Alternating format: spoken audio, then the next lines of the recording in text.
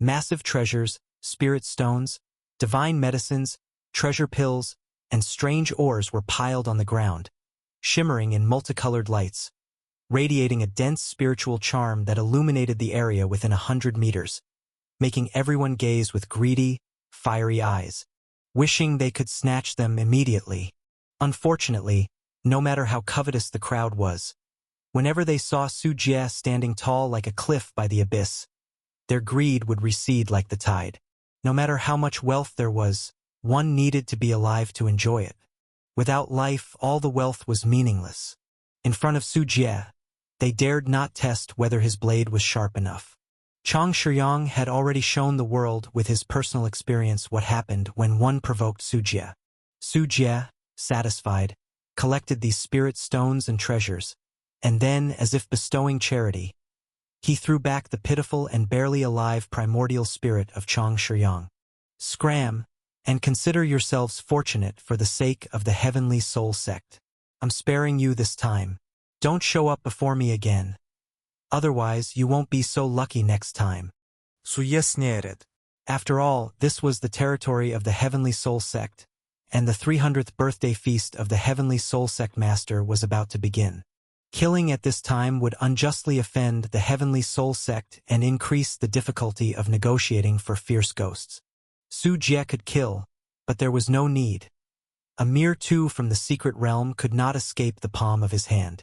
Having said that, a sharp gleam flashed in Su Jie's eyes, and he carelessly turned and sat back down in the carriage. From beginning to end, the carriage remained undamaged during the conflict. Chang Shiyang and Di Xiu were nearly dismantled by Su Jie, and observers, witnessing this scene, felt even more how formidable Su Jie was, not just overpowering, but fundamentally untouchable. Master Su, this way, please. Your residence has been prepared, said Xue Xian, leading the way, worthy of the power Su Jie had displayed. He also feared that someone, blind to their own limitations, would provoke Su Jie, causing chaos. After Su Jie left, Di Xiu carefully grasped his young master's primordial spirit and placed it back into the body. The body of Chang Shiyang, which had been lying like a corpse on the ground, twitched as it slowly opened its eyes, drooling from the corners of its mouth, limbs wildly twisted in an inhuman manner, babbling incoherently. It hurts. Hurts. I'll kill you. I'm scared. Stop it. Please stop. Heh. I'm a Saint Heir. My dad is the sect master. My dad is my son. Young master, please wake up. Su Jie has already left, you're safe. Di Xiu, seeing Chang Shiyang wrecked by Su Jie, quickly fed him several spirit-nurturing and mind-soothing elixirs. After several minutes, the confused, dazed, and foolish Chang Shiyang's eyes gradually regained clarity. His brain paused for a few seconds, slowly recalling everything, and his entire face gradually grew hot. Ha! That idiot has woken up.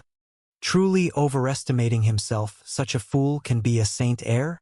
With his capabilities, I feel I could also be chosen as a Saint Heir. Blood Demon Cave really chose poorly. Shh!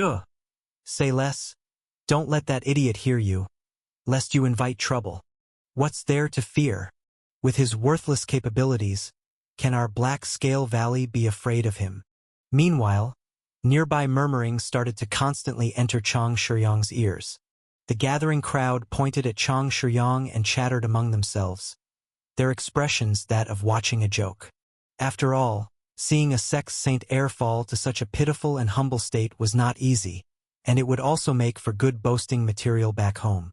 The already hot-faced Chang Shiyang, upon hearing these discussions and seeing the mocking, jeering expressions of the spectators, felt his face grow even hotter, looking like a cooked shrimp. His fists clenched tightly, nails digging into his palms. This humiliation and disgrace made Chang Shiyang wish he could find a hole to crawl into. Meanwhile, he harbored an even greater intent to kill Su Jie, and began to detest the onlookers as well. What are you blabbering about? Everyone shut up for me. Hearing these mockeries, Chang Shiyang could no longer suppress his inner fury and roared at the onlookers. There was silence around him for a moment, followed by more mockeries. Tsk.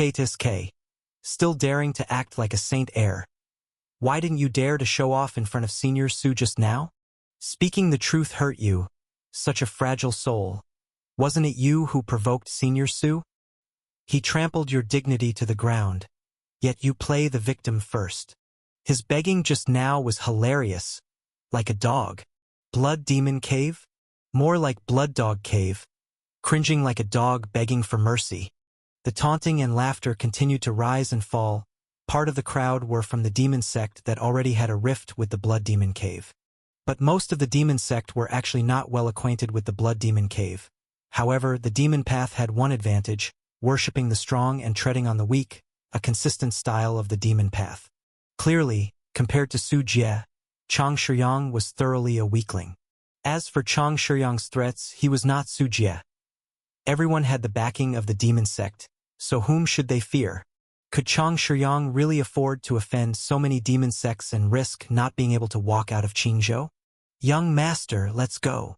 Di Xiu's expression was grim, worried that Chang Shiyang's rage would incite the crowd against him.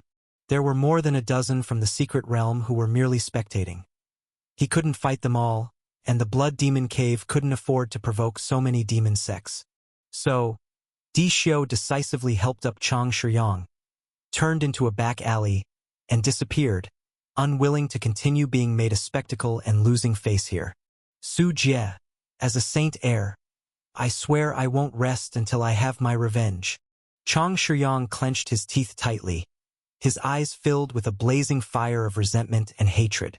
In a place unknown to Chang Shiyang, within his primordial spirit, a tiny, almost invisible spiritual seed was flickering, resembling a delicate centipede, quietly lying dormant within his primordial spirit.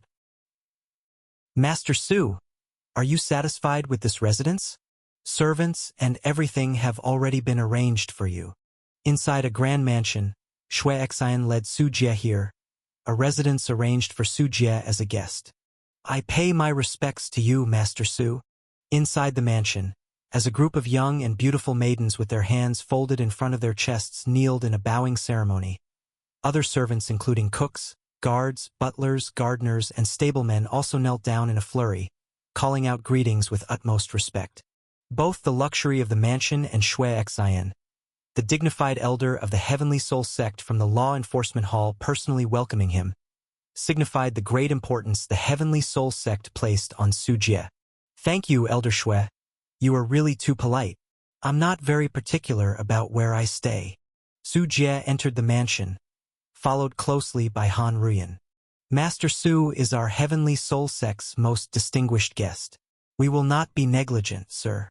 If there is anything else you need, just let me know. Within the limits of my authority, I will try my best to accommodate you. When Shui Xian saw Han Ruyan, his eyes narrowed slightly, a hint of surprise flashing in them. He knew about Han Ruyan's origins, which had once caused discontent between the Heavenly Soul sect and Su Jie.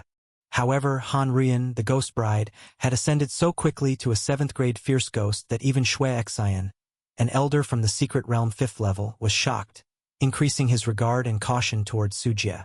After all, the known path for a Fierce Ghost to advance was through absorbing fear energy.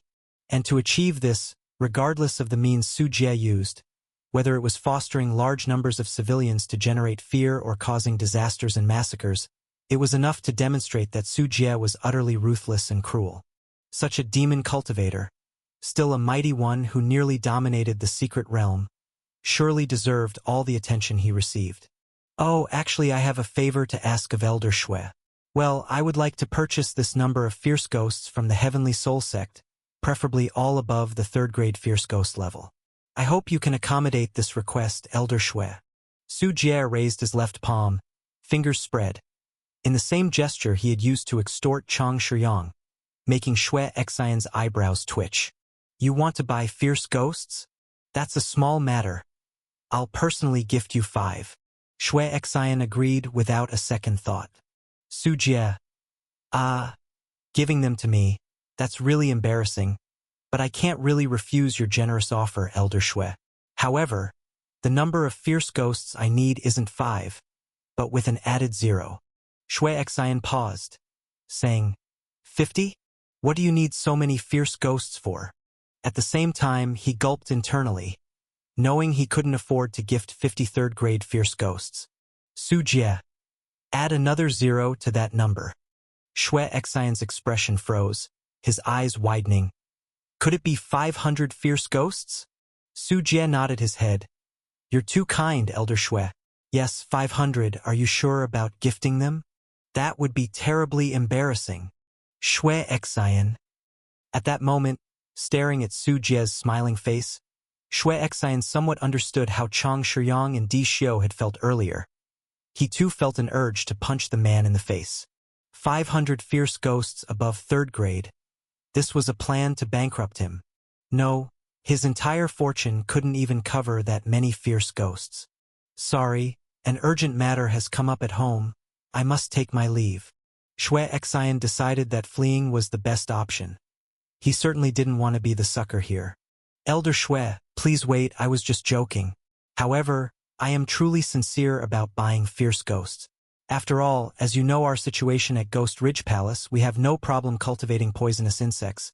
But when it comes to nurturing fierce ghosts, we are no match for the Heavenly Soul Sect.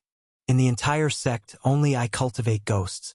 Given that the Heavenly Soul Sect is a giant of the Qingzhou Demon Path and a sacred place for controlling ghosts and commanding souls, I hope that Elder Shui can do me this favor, Su Jie implored while holding the Heavenly Soul Sect in high esteem.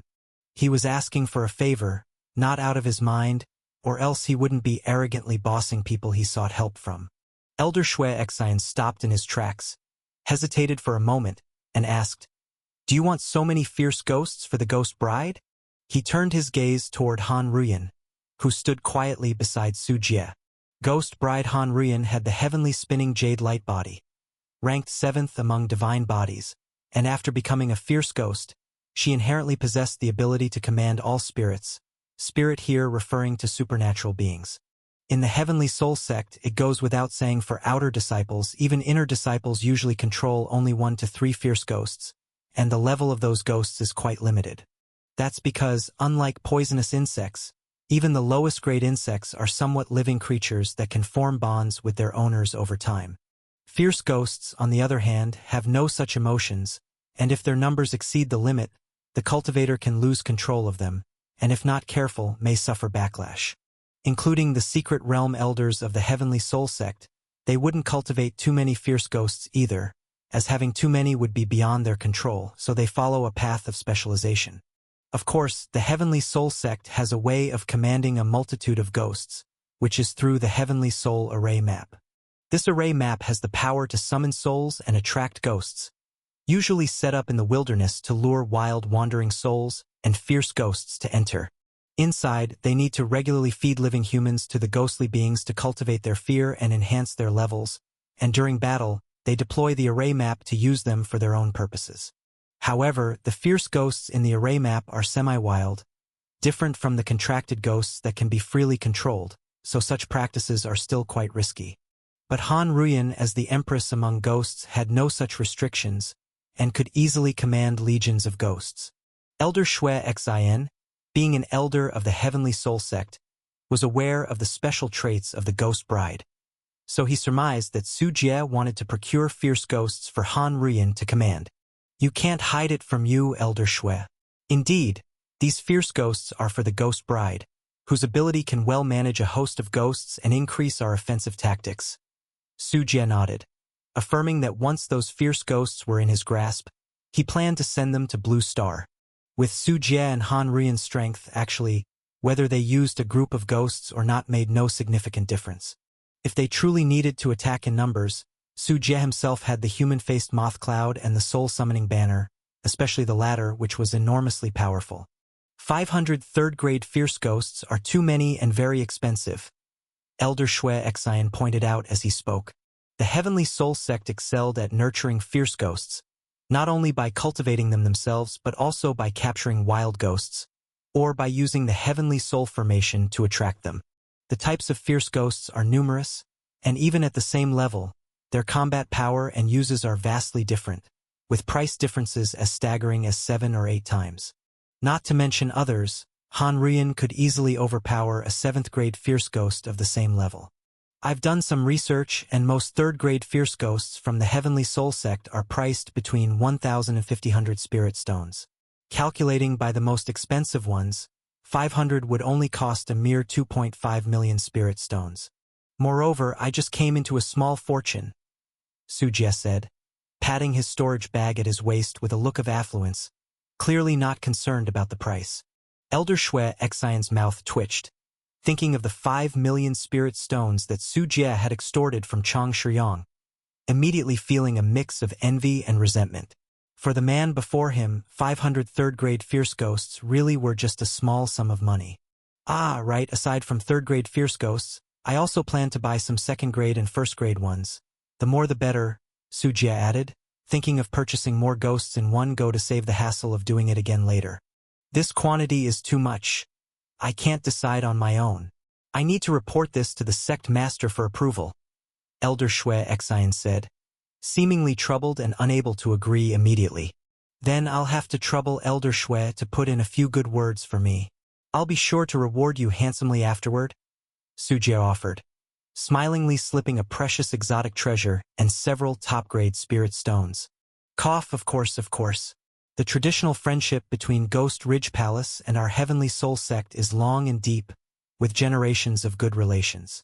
And I'm sure the sect master, too, will understand Master Su's difficulties, and I'll persuade him accordingly, Elder Shui Xian said, with an impassive face but hands quick to accept the Spirit Stones into his sleeve, clearly no stranger to such transactions. Su Jie internally scoffed, knowing full well there was no such long and deep relationship between Ghost Ridge Palace and Heavenly Soul Sect. When the Heavenly Soul Sect first moved to Qingzhou, Ghost Ridge Palace even held a grand meeting to decide whether to deploy forces to drive the Heavenly Soul Sect away. Despite being forced by the threat of the righteous sects and having no choice but to bleed resources to form an alliance with the Heavenly Soul Sect in the sect wars, the two demon sects didn't really share much camaraderie. Otherwise, Ghost Ridge Palace wouldn't have been snubbed from the Heavenly Soul Sect Master's 300th birthday celebration. That's right. Our two sects are linked and advance together for mutual benefit, making us reliable friends and sincere partners forever. Qingzhou's development cannot do without the Heavenly Soul Sect, Su Jie remarked. Though he had his own internal criticisms, he kept a beaming smile on his face. Haha. The prosperity and stability of Qingzhou also require Ghost Ridge Palace. Although we are far apart in distance, our hearts are connected. What binds us is not only the profound traditional friendship, close ties of mutual interest, but also our individual dreams, Elder Shui Xian said. Having accepted the payment, his attitude towards Su Jie improved noticeably, and they looked at each other and shared a knowing smile. Little fox, old fox. Both cursed inwardly, but this matter was considered settled through bribery. After all, in the demon path, taking bribes is not a big deal. It would be more surprising if you didn't take them. After a graceful and amicable exchange, Shui Xian, content with the bribe from Su Jie, left with satisfaction. Confident in the task Su Jie had entrusted to him, Shui Xian knew that selling fierce ghosts was profitable, just like Ghost Ridge Palace sold parasites. Moreover, even the Secret Realm Elders didn't value 3rd-grade Fierce Ghosts. The weakest ghosts contracted by the Heavenly Soul Sect Elders were 5th-grade Fierce Ghosts, and senior Elders possessed 7th-grade Fierce Ghosts like Shui Xian himself. Thus, selling 3rd-grade Fierce Ghosts was not considered revealing secrets to enemies, and it could also build a good relationship with a top cultivator like Su Jie. After Shui Xian left, Su Jie gestured for the servants to get busy and went to the main house to sit opposite Han Ruyan. Han Ruyan's eyes flickered slightly and said, "My husband, the entire Nanyang city is enveloped by a grand formation that can absorb the earth vein Yin Qi, accelerating the promotion and cultivation of ghosts. Having such a formation is quite normal given the long lineage of the Heavenly Soul Sect." Hearing Han Ruyan's words, Su Jie remained very calm. There is also a lot of fear energy in the city. I have already sensed the presence of many primordial spirit pearls filled with high-quality fear energy. Ahem. Let's wait until we get home to indulge. Su Jie quickly stopped Han Ruyan from voicing more audacious ideas due to her cravings. Unlike Su Jie's method of harvesting fear energy through ghost houses and movies on Blue Star, Heavenly Soul Sect's approach was much more straightforward and brutal. Nanyang City was a nursery for Heavenly Soul Sect, and the fear energy Han Ruyan felt naturally belonged to the Heavenly Soul Sect. Under the control of Heavenly Soul Sect, the entire Nanyang City and surrounding areas were a paradise for ghosts, using the night parades of 100 ghosts to instill fear in the populace. This fear energy, derived from genuine potential death, had a much higher quality than that produced by ghost houses and films, because the fear felt by victims was inherently more profound and impactful. Han Ruyan appeared somewhat regretful. Her eyes grew somber, and her blood-colored wedding dress fluttered as she took out the 10,000 soul banner for a deep modification. The 10,000 soul banner, having absorbed the soul of Zhuang Liangru from the Taoist platform realm, needed Han Ruyan's careful adjustment to leverage the potent capabilities of this precious Taoist platform realm soul within the 10,000 soul banner. Su Jie was engrossed in watching this when he suddenly felt a premonition and his eyebrows twitched as he looked towards the north. Just a few minutes ago, in Nanyang City, at a residence arranged by Heavenly Soul Sect for Blood Demon Cave, someone tapped lightly on the door. A few young women stood outside the door, wearing thin, translucent lavender silk that barely concealed their pale white skin, their eyes seductively captivating. Men passing by were hooked, their groins igniting with flames. Some walked away quickly out of embarrassment, while others stared unabashedly. These attractively built, beautiful women did not mind, their provocative gazes locking with the passing men, especially the handsome young and talented boys and men, who flirtatiously threw glances, transmitted flirtatious signals with their eyes, the invisible allure emanating from their bodies making it hard for these young men to control themselves, their hormones skyrocketing. Esteemed fellow Taoist, may I inquire your honored name? A woman, whose light clothes were barely enough to cover her and could make anyone's heart race, teased. Across from her, a young disciple from the Silent Shadow sect of Jingzhou's demon sect licked his lips, intending to step forward to greet her. Fool! Come back. That's a disciple from the Desire sect. However, just as the young disciple took a step forward, a senior from his sect, an experienced elder who recognized the origins of these women, sharply rebuked him. Desire sect. Hearing this name, the nearby male disciples' faces changed all at once.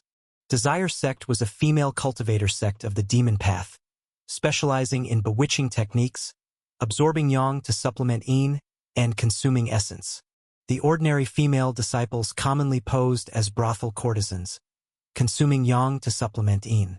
The inner disciples and elders, however, were more interested in those with cultivation talents. They would abduct these talents to use as cauldrons, draining them dry eventually. The higher the talent and cultivation of the cauldron, the greater the benefits for the female cultivators of the Desire sect, allowing for rapid enhancements in their powers. These cauldrons typically only had a few years left to live, becoming playthings of the Desire sect, and after being drained of all essence, they usually met with tragic deaths. This method of absorbing yin to supplement yang was like a parasite in the animal kingdom, nourishing itself by consuming the host's nutrients. Thus, as soon as the name Desire sect was mentioned, even the cultivators of the demon sect, especially the male cultivators, felt terrified. In an instant, most of the cultivators dispersed, fearing that they might not be able to resist and fall prey to the bewitchments of the Desire sect. A bunch of cowards, lascivious hearts without the courage to act. The woman who had spoken earlier scoffed. All right, Wen Xian, keep it down, someone's coming out. A serene voice came from ahead, causing the woman to immediately quiet down. Yes, holy daughter. The woman respectfully bowed her head. If Su Jie was here, he would undoubtedly recognize this woman as his missing senior sister, Yu Wenxian. At that moment, the mansion's door opened, and several disciples from the Blood Demon Cave came out. Desire sect's Chu Shuixin, I heard Brother Chang was injured and have come to visit. The leading woman from the Desire sect, graceful and nimble like a swallow, spoke softly. Her face was like a meticulously carved sculpture. Her skin was luminescent and creamy. Her slightly lazy peach blossom eyes were gentle yet deep. her long hair cascading down like a waterfall reflecting the moonlight, always wearing a hint of a mysterious, enticing smile on her lips. She is the holy daughter of Desire Sect, Chu Shuixin, a name famous in both the righteous and evil paths of Chongzhou. So it's Miss Chu. Please come in quickly. At the same time, hearing the commotion, Di Xiu used his movement technique to appear in front of the mansion, his face bearing an enthusiastic smile. Uncle Di, how is Brother Chang doing? Chu Shuixin entered the mansion, her eyes showing a hint of worry. As Di Xiu led Chu Shuixin to the quiet room where Chang Shiyang was recuperating, he said, "He's much better now, but because his divine soul is damaged, he still needs to rest for a few days."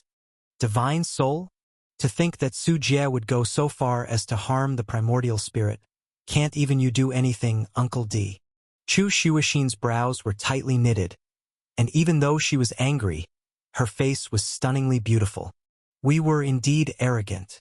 The reputation of Qingzhou's #1 genius is well-deserved. Dixiu sighed, feeling somewhat embarrassed. After all, he was of an older generation, and it was truly embarrassing to have been beaten by a youngster. This is too much. I will pay him a visit another day. Chu Shuixin quickened her pace, her delicate skirt fluttering like mist, as if she couldn't wait to see Chang Shiyang and check on his injuries. Both Blood Demon Cave and Desire Sect were located in Chongzhou, and these two demon sects truly had generations of amicable relations. Moreover, in terms of scale and strength, Desire Sect was much stronger than Blood Demon Cave. The cultivators of Blood Demon Cave practiced the Blood Nether Demon Scripture, and their blood, rich in spiritual power, offers them substantial resistance against the Desire Sect's supplementing Yang charming skills. In moderation, it can assist the female cultivators of Desire Sect in their cultivation. And when the cauldrons captured by Desire Sect were squeezed dry, many would then be handed over to Blood Demon Cave to extract their remaining vitality, an extraction in its most literal sense. The cultivation of the Blood Nether Demon Scripture, absorbing the blood of more powerful individuals, aids in the progression of one's cultivation. Chu Shuixin and Chang Shiyang had met several years prior, and their relationship had developed into that of close friends who could talk about anything. Brother Chang. The door to the quiet room was pushed open, and Chu Shuixin's voice rang out softly, like an orchid echoing in an empty valley, the sound of a mountain spring flowing. Shuixin, why are you here? Chang Shiyang, who had been meditating inside, opened his eyes and brightened at the sight of Chu Shuixin, promptly disabling the protective formation. Uncle Di just told me. I did not expect Su Jie to be so ruthless. If I had known, I would not have discussed him in front of you. While speaking, Chu Shuixin took out a bottle of elixir and tenderly said, "This is the White Crane Soul Cleansing Pill, excellent for nourishing the divine soul and repairing its damage. You must recover soon, Brother Chang. Su Jie. I will surely seek my revenge against him sooner or later." Chang Shiyang's forehead veins bulged at the mention of Su Jie's name. His intention to test Su Jie came after a chat with Chu Shuixin when she had casually mentioned him. Chu Shuixin's praise of Su Jie made Chang Shiyang burn with jealousy, leading to the altercation that followed. Chang Shiyang harbored affection for Chu Shuixin. Although she was from Desire Sect, she was like a lotus that rises untouched from the mud. Having been in the cultivation world for several years, there had never been any unsavory rumors about her. She kept herself pure and clean, completely different from the vulgar desire-filled women of Wan Hun sect. It's all my fault. I didn't want any of this to happen. I'm the one who harmed you, Brother Chang. Chu Shuixin, seeing how infuriated Chang Shiyang was, had a look of self-reproach in her eyes. Her beautiful face was like the most exquisite flower of spring, inadvertently stirring up others' compassion. It's not your fault, and it's not related to you. It was my own choice to seek out Su Jie. Don't take the blame on yourself. Chang Shiyang reassured her repeatedly, holding her in comfort. Seeing Chu Shuixin's sorrowful expression, he felt an even deeper hatred for Su Jie, and at the same time, a secret satisfaction. Chu Shuixin's concern for him, didn't that indicate she might have feelings for him as well? Brother Chang, You're holding me too tightly. Chu Shuixin struggled slightly, her fair skin showing a faint blush. This shy, timid demeanor made Chang Shuyang's heart race. Ah, I apologize. Upon realizing what he had done, Chang Shuyang quickly let go, clearly indicating he had no other intentions.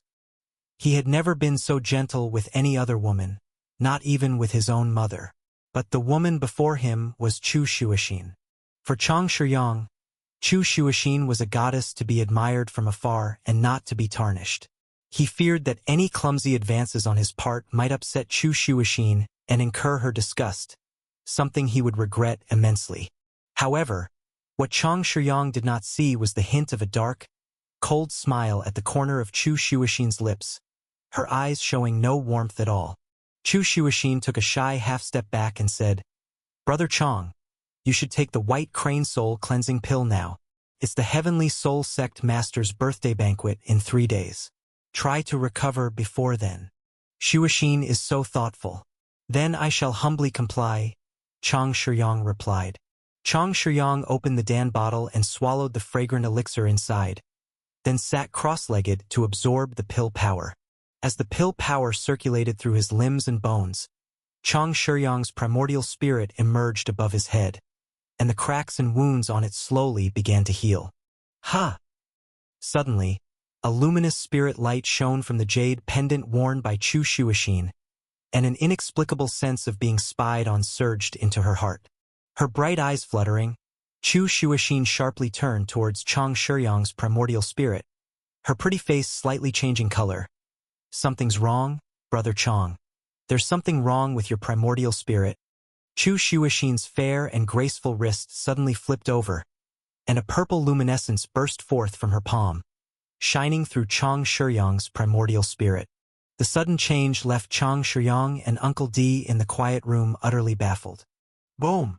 The next second, a ghastly centipede phantom emerged from within Chang Shuyang's primordial spirit, a creation of pure spiritual power, roaring at Chu Shuixin. Primordial spirit demon seed, Su Jie has tampered with the young master's primordial spirit. Uncle D was the first to react, his face a mix of shock and fury. The primordial spirit demon seed is a manipulative technique used by those at the fusion level of primordial spirit, transforming the divine soul into a seed and merging it within another's primordial spirit, serving a surveillance function. Those proficient in this technique can even absorb the soul power of the host's primordial spirit. Once enough power accumulates, it will violently explode. It's like a ticking time bomb. No one knows when the primordial spirit demon seed might detonate. Damn it! Chang Shuyang himself was furious, for he had not felt the slightest awareness of the centipede phantom in his primordial spirit. This could only mean one thing. Su Jie's level of primordial spirit was far above his own. Su Jie had tampered with his primordial spirit, and he hadn't felt a thing. Go! Chu Shuixin struck with her jade hand, unleashing blue spiritual power accompanied by rippling waves and the cries of a crane, transforming into a beautiful immortal crane that dashed into Chang Shuyang's primordial spirit to clash with the centipede phantom. Chang Shuyang's recently healed primordial spirit cracked open once again, causing him so much pain that his facial features contorted and his face turned ashen. "Hang in there, Brother Chang. I'll help you pull out this centipede demon seed," Shuixin said. Chu Shuixin's long sleeves fluttered as the immortal crane soared within the primordial spirit, soon subduing the centipede phantom. The centipede phantom, like a rootless duckweed and although high in level, lacked support. If not for concern over the damage to Chang Shuyang's primordial spirit, the battle would have ended even quicker. But just as the centipede phantom was about to dissipate, it suddenly expanded, radiating dazzling brilliance and transforming into the image of a young man with a cold face. It was Su Jie. "Dare to spoil my plans." With a cold snort, his presence heavy as a mountain, the air turned oppressively dense, cracks appeared on the ground, and a deeper solemnity filled Chu Shuixin's eyes, whereas Chang Shuyang found it hard to breathe. "Holy daughter!" Outside the room, disciples of the Desire sect who were waiting, hearing the commotion, rushed in and saw Su Jie's divine soul phantom. Although this was only a partial manifestation of Su Jie's soul power, The oppressive air it brought was as heavy as a mountain, making it difficult for those at the Yunling realm to approach without their blood surging and feeling as if their souls, which they lacked, were being scorched, leaving them pale and collapsing with blood vomiting. "That's Su Jie, he's grown too strong too quickly," said Yu Wenxian, who was among the females who had rushed in. The sheer might of Su Jie's phantom, a mere fraction of his soul power, made her soul tremble and her limbs go weak. It's you're here too. I see." Su Jie's phantom noticed Yu Wenxian, his intense killing intent sending a chill through her. Fortunately, the remaining soul power was limited. Just as Yu Wenxian felt like her heart was about to burst, the soul power ran out, and Su Jie's demon seed phantom could no longer sustain its existence. When Su Jie's demon seed phantom completely vanished, the previously freezing atmosphere also ended, and everyone present gasped for breath. In the mere 10 or so seconds under the pressure of Su Jie, those female disciples of the Desire sect felt every second was an eternity, as if the next moment they would be crushed to death by that demon seed phantom. Fortunately, it was not Su Jie's true body. Otherwise, their souls would have surely been obliterated by Su Jie's spirit pressure. Su Jie. Chang Shiyang clenched his teeth tightly, shaking uncontrollably, though it was unclear if he was shaking from anger or pain. His hatred for Su Jie had reached its peak. Thank goodness Miss Chu noticed. Otherwise, allowing Su Jie's demon seed to lurk in the young master's primordial spirit, the consequences would be unimaginable, said Uncle D, breathing a sigh of relief and looking gratefully towards Chu Shuixin. He had failed to detect the problem himself. If not for Chu Shuixin's discovery, Uncle D didn't want to imagine what it would mean to be targeted by someone as ruthless as Su Jie. The outcome would surely be disastrous. Not at all. I discovered the anomaly thanks to this blue soul dragon jade. Chu Shuixin shook her head. Gazing at the still furious Chang Shiyang with a wistful look, she commented, "It seems the methods of the local demon sect in Qingzhou are too cruel. It's just a minor grudge, and yet they readily aim to take lives. Uncle D, Brother Chang, for safety's sake, you should move to another place soon. Although this is under the dominion of the Heavenly Soul sect, if Su Jie loses his restraint and acts without care, it could be dangerous for you. That madman, after taking our 5 million spirit stones, he still pulls a stunt, utterly disregarding our blood demon cave. His audacity knows no bounds," Uncle D added in outrage. Di Xiu was furious, but he was even more cautious at heart. He once again paid his respects to Chu Shuixin, then decisively chose to relocate with his holy son in tow. "Shuixin, I owe you my thanks this time." Although Chang Shiyang did not want to lose face in front of Chu Shuixin, the psychological shadow left by Su Jie was too heavy. As soon as he heard that Su Jie might come for revenge, he couldn't bring himself to speak against leaving. "Brother Chang, may you recover from your divine soul's injuries soon. There's no need to rush for revenge. I believe you will certainly defeat Su Jie." Chu Shuixin's lips parted, moist and rosy as if touched by the dew of spring, her every smile intoxicating, soothing Chang Shiyang's wounded soul. The entire mansion began a massive withdrawal, with a group of disciples from the Blood Demon Cave, led by Di Xiu, immediately starting the relocation. Now that Nanyang City was filled with demon cultivators who had come to celebrate the anniversary, and since it was the Heavenly Soul Sect's territory, they couldn't recklessly use divine sense to search for people. As long as they changed their location, the other party wouldn't be able to find them so easily for a while. Chu Shuixin also left, returning to the mansion provided by the Heavenly Soul Sect for the Desire Sect. In a courtyard, Yu Wenxian knelt on the ground, her voice trembling. "Holy daughter, I have sinned. I've exposed my identity, and now that Su Jie definitely knows of our existence."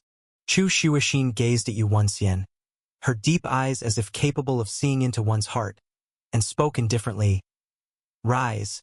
Encountering Su Jie here was an accident, something no one could have predicted."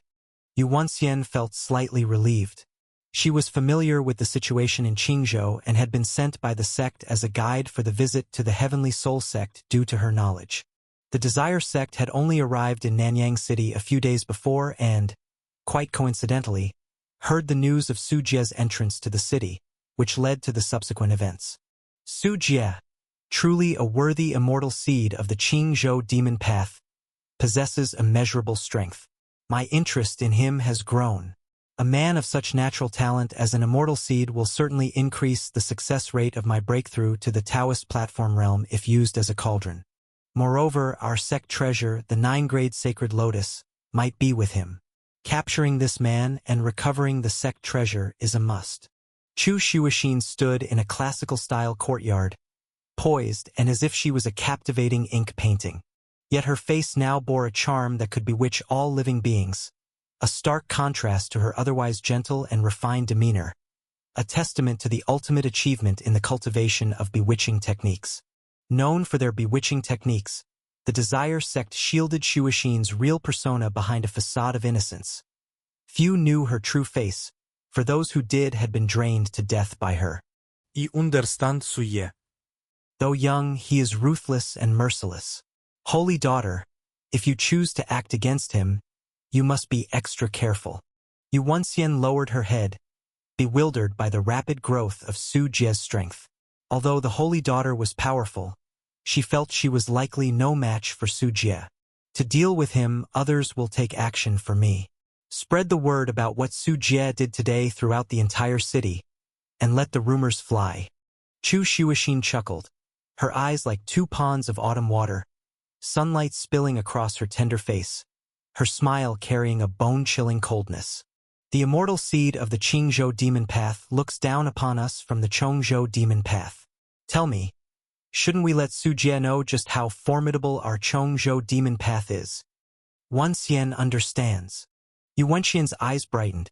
She grasped Chu Shuixin's plan to use another's hand to eliminate a threat. Go now, and also take those temporary cauldrons to the hot spring. Yes, holy daughter.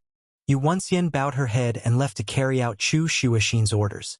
After about 15 minutes, several young and handsome men with striking features were brought to a secluded area of the mansion by female disciples of the Desire sect. In the seclusion of a verdant bamboo grove, a hot spring filled the misty air, somewhat unclear with vapor. Chu Shuixin sat by the pool, holding a cup of hot tea and perusing through a scroll of scriptures, her gaze occasionally peeking through the rising steam. Holy daughter, the cauldrons have been brought. Chu Shuixin sipped her tea and slowly rose to her feet, approaching gracefully.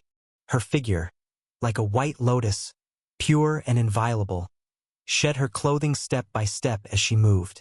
The young men, their eyes filled with lust, like wild beasts under the spell of the bewitching technique, uncontrollably pounced forward. Soon, the area was filled with sounds that made one's cheeks flush. But as time went on, the noises grew louder, turning from heavy breathing to screams of agony. After everything had ended, Chu Shuixin walked out of the bamboo forest, her complexion more radiant, with her soft, silky hair dripping wet and scattered over her shoulders. As she walked, Chu Shuixin gently caressed her hair, allowing droplets of water to slide along her skin, which was as fine and smooth as the highest quality porcelain, seemingly emitting a faint luster. Behind the bamboo forest at the hot spring, several mummified corpses lay on the ground, each with hollowed eye sockets and skin stretched taut over bones, long devoid of the luster of life, becoming dry and brittle like withered leaves, easily crumbled, displaying a contorted posture. Yu Wenxian, Desire sect. Su Jie's gaze retracted from the void, and Han Ruyan beside him sensed something. Has your primordial spirit demon seed been severed? Someone has detected it, but it doesn't matter. I found a more important enemy. Su Jie narrowed his eyes, both shocked and pleased when he had seen Yu Wenxian. He had not expected this missing senior sister to appear in Nanyang City. Connecting the unprovoked probing from Changshuiyang, Su Jie had already linked the clues. Most likely behind it all was the demon sect Yu Wenxian belonged to, the Desire sect's machinations. Su Jie was not familiar with the Desire sect, but he had killed a few of the sect's elders. He knew that this sect practiced bewitching techniques involving yang absorption and yin supplementation, and they most enjoyed capturing talented cultivators to use as cauldrons for cultivation, namely an all-female cultivator sect of the demon path. Now they had made another move, and what they were scheming did not need guessing. It was not that Su Jie was narcissistic. His status as an immortal seed, in the eyes of the female cultivators of the Desire sect, was like a walking treasure, hard for them to even move past. With this thought, Su Jie summoned Li Chunhai. "What orders does Master Su have?" Li Chunhai hurried over, assigned to Su Jie by Xue Xian for the duration of Su Jie's stay in Nanyang City, and acted as Su Jie's guide. Getting straight to the point, Su Jie asked, "Tell me something. Do you know about the Desire sect?" I know, the all-female demon sect, right? They're also on the list to be invited for the birthday celebration. Our previous sect master had connections with the Desire sect. The cauldrons they leave behind, often the corpses, are frequently sold to us, used as material for cultivating zombies. Li Chunhai suddenly paused, cautiously saying, "Master Su, if I may be so bold to say, if you're looking for some fun, it's best to avoid the Desire sect. Those female cultivators might be beautiful, but their methods of yang absorption and yin supplementation can only deplete our bodies." Su Jie hadn't said a word when Han Ruyan's cold gaze turned his way. Li Chunhai stiffened, feeling the hairs on his skin stand on end, as if death itself was gazing at him, and he immediately kept his mouth shut, not daring to say more. "Easy, my dear." Su Jie soothed Han Ruyan and continued to question Li Chunhai. "Do you know where the Desire sect's residence is located?" "That I do not know." Li Chunhai immediately shook his head and, fearing Su Jie might not believe him, explained, "Because many demon sects have grudges against each other. If one knows the other's residence, it could lead to all sorts of troubles. To reduce the risk, locations of the demon sects coming to celebrate the birthday are kept strictly confidential, and we are not allowed to inquire about them." Su Jie nodded, understanding that Li Chunhai was merely an inner disciple and did not have access to such information. "What else do you know about the Desire sect?" Li Chunhai furrowed his brow in thought. Then suddenly something came to mind, and he spoke up. "Let me think. I've heard that the Desire sect has sent a holy daughter named Chu Shuixin to attend this time. She's said to be a peerless beauty with a great reputation, known as the #1 beauty of Chongzhou. It's said that not only in the Chongzhou demon path, but even among the talented disciples of the Chongzhou righteous sects, she has many admirers." Chu Shuixin, Hiu. Considering the pure-looking girl he had seen earlier through the demon seed at Chong Shiyang's, Su Jie's lips curled into a cold smile. "Another so-called #1 beauty. It seems I really do have a destiny with them." Su Jie pondered in his heart. He had slain immortal seeds and trampled saint heirs, but he had yet to kill a holy daughter. 3 days swiftly passed. In those 3 days, Su Jie did not stay in his mansion to cultivate in seclusion, but roamed around Nanyang City under the guide of Li Chunhai, primarily learning from Heavenly Soul Sect about the advanced techniques of harvesting fear energy and pondering the future possibilities of using these on Blue Star. However, during his walks, a certain discourse concerning him emerged. Word spread that Su Jie had slighted the Chongzhou demon path, which inexplicably made him the center of controversy. It was clear that someone was deliberately slandering him, but Su Jie didn't care. His formidable strength was the foundation of his confidence. When the day arrived for the 300th birthday of the Heavenly Soul Sect Master, a massive mansion was decked out with red lanterns emblazoned with the character for longevity. Red silk and colorful satin draped the corridors, and the golden character for longevity on the gate shone brightly in the sunlight. Flower baskets for congratulations were placed on both sides, interspersed with fresh flowers and pine trees, symbolizing everlasting youth and fortune. The festive atmosphere permeating the air. Beautiful maids bore a variety of fine foods and wines, bustling through the courtyard. In the center, a large banquet table was set, covered with bright red brocade, laden with sweet longevity peaches and auspicious longevity noodles. Beside it, a tall case held soaring longevity candles, their flames flickering while the sounds of silk and bamboo instruments wafted overhead, melodious and pleasing. All the outer disciples of the Heavenly Soul Sect were seated at a long table as their status did not qualify them to enter the mansion directly. Only inner disciples, elders, and birthday guests were allowed inside.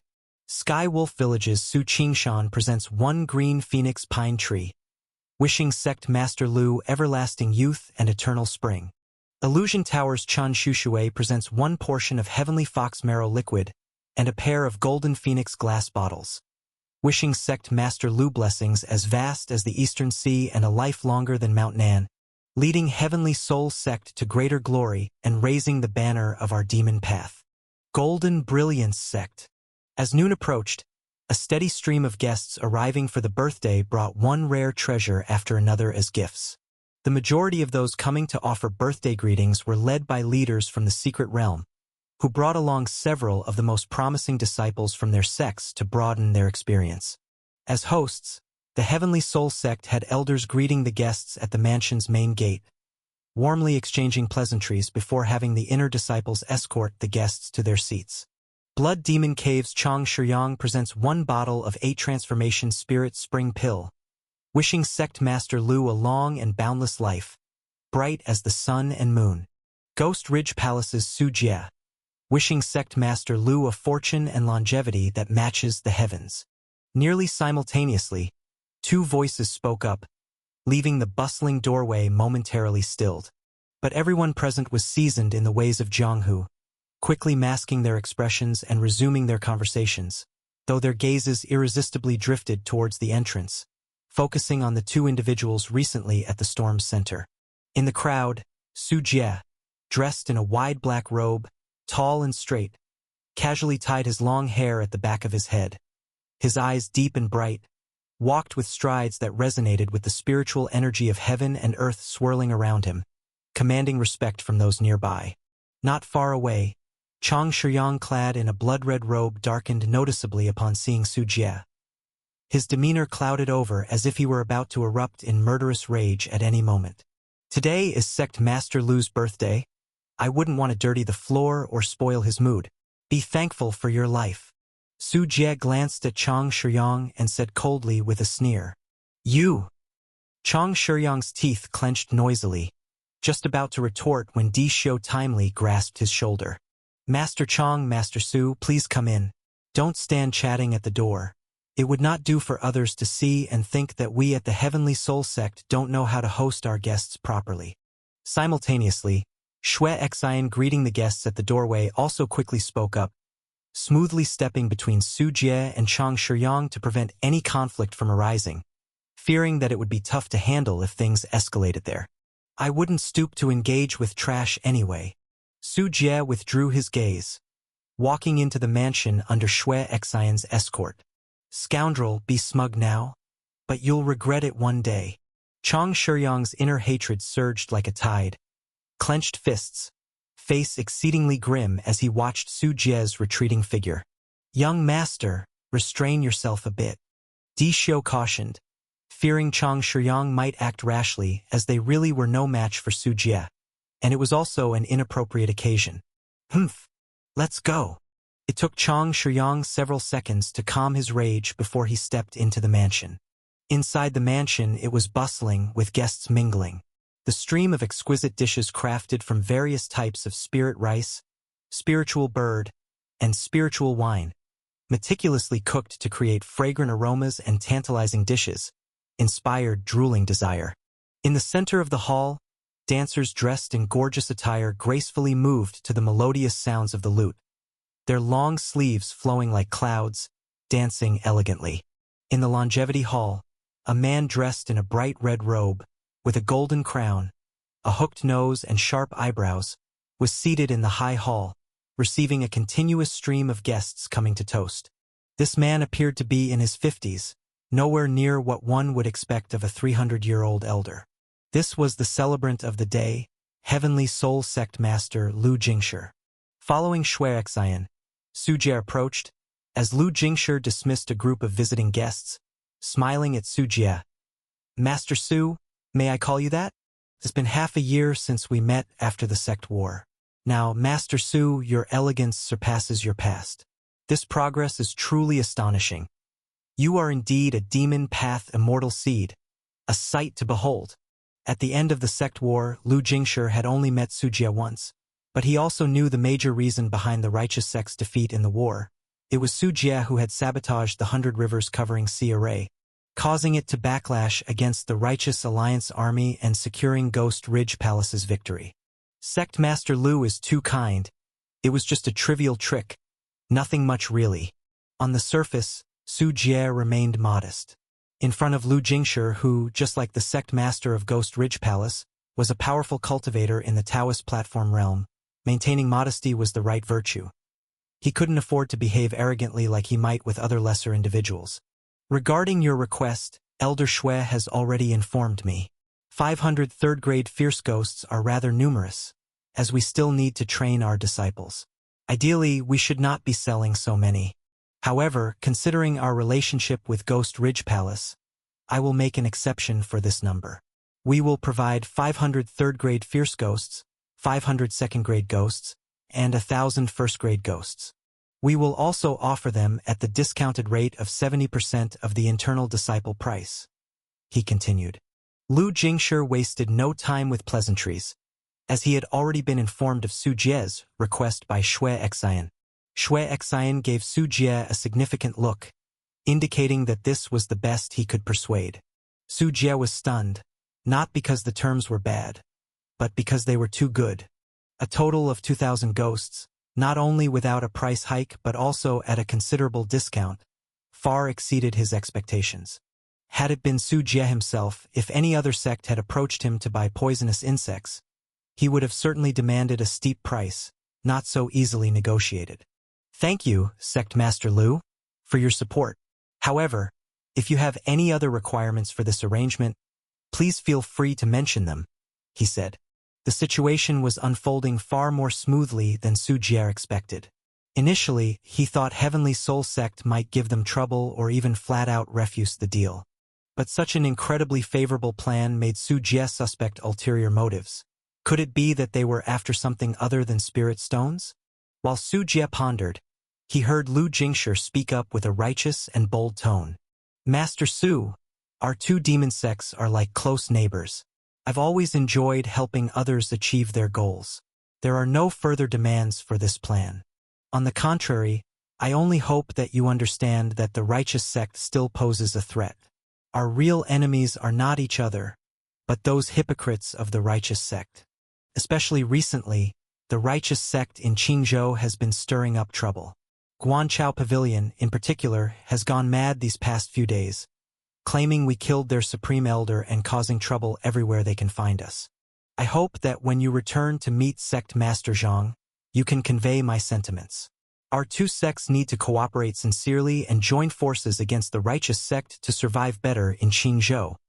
Division and discord will only lead us to be defeated by the righteous sect, he elaborated. After saying this, Lu Jingshi looked quite distressed. He had been quite angry these days as Guanchao Pavilion, seemingly out of nowhere, accused Zhuang Liangru and Zhao Juanda, two supreme elders in the Taoist platform realm, of being killed, pointing the finger directly at Heavenly Soul Sect. People from Guanchao Pavilion claimed that a large amount of Yin Qi residue and strong traces of the Soul Banner Demon Array were detected at the scene of death. As everyone knows, in Qingzhou, no one is more skilled in manipulating ghosts and using soul-summoning banners than Heavenly Soul Sect. The ability to harm Zhuang Liangru and Zhao Juanda, both supreme elders in the Taoist platform realm, was surely the work of someone from Heavenly Soul Sect. They couldn't possibly be uninvolved.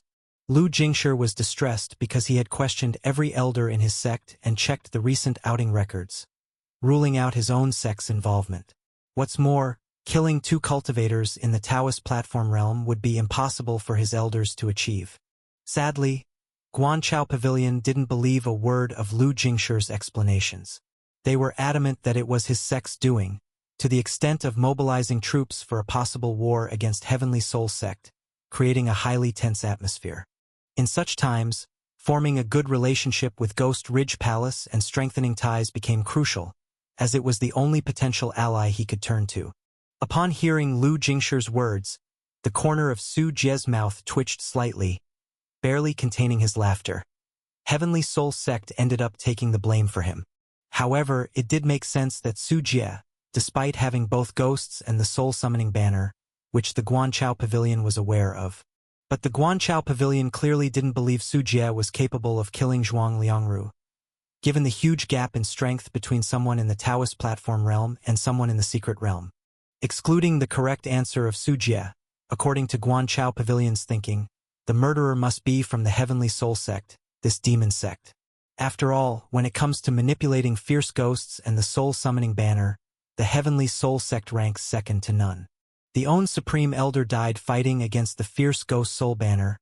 Who else but the Heavenly Soul Sect could be the murderer? The fall of the Guanchao Pavilion's Supreme Elder is a big deal. Rest assured, Sect Master Lu, I will deliver your message verbatim to Sect Master Zhang. As they say, when the lips are gone, the teeth will be cold. I'll do my best to foster cooperation between both sides.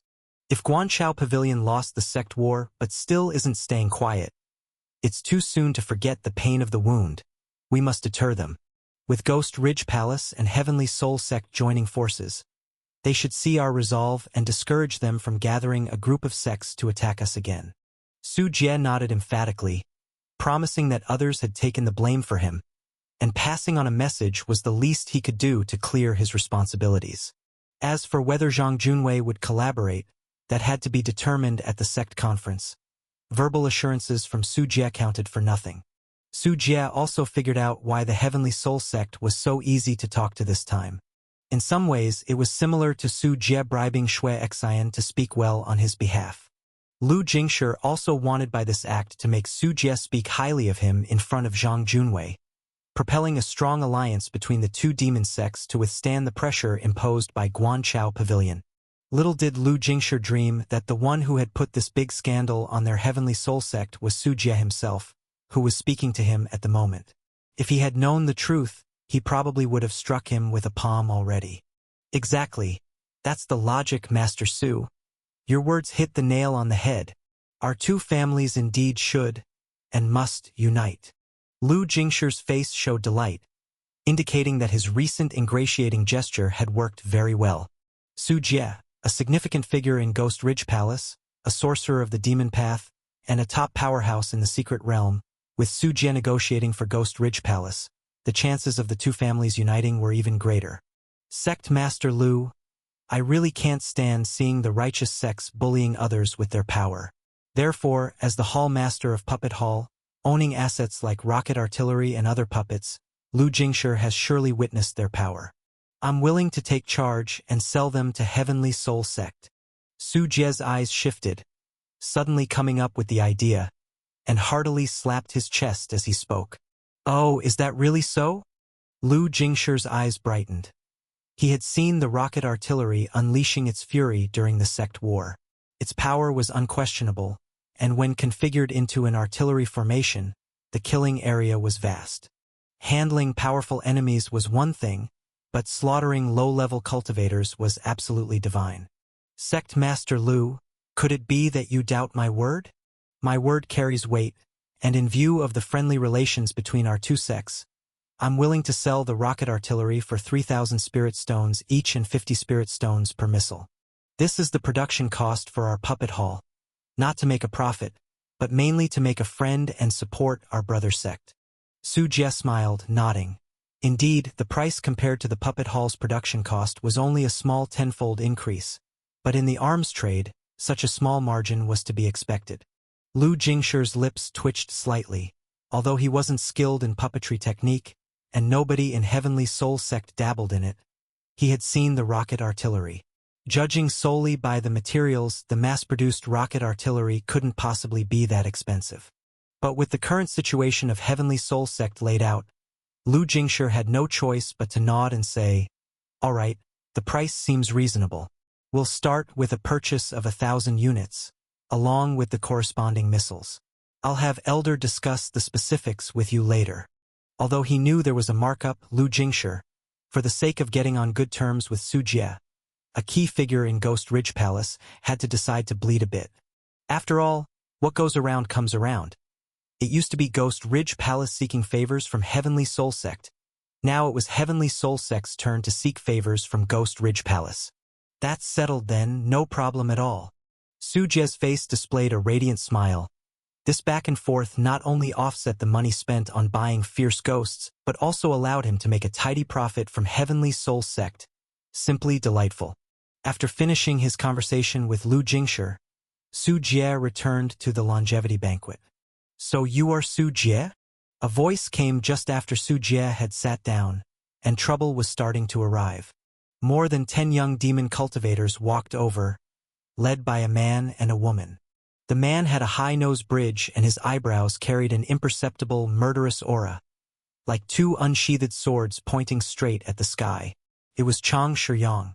The woman wore a light green long dress that gently swayed with the wind, like the new green willow branches of spring.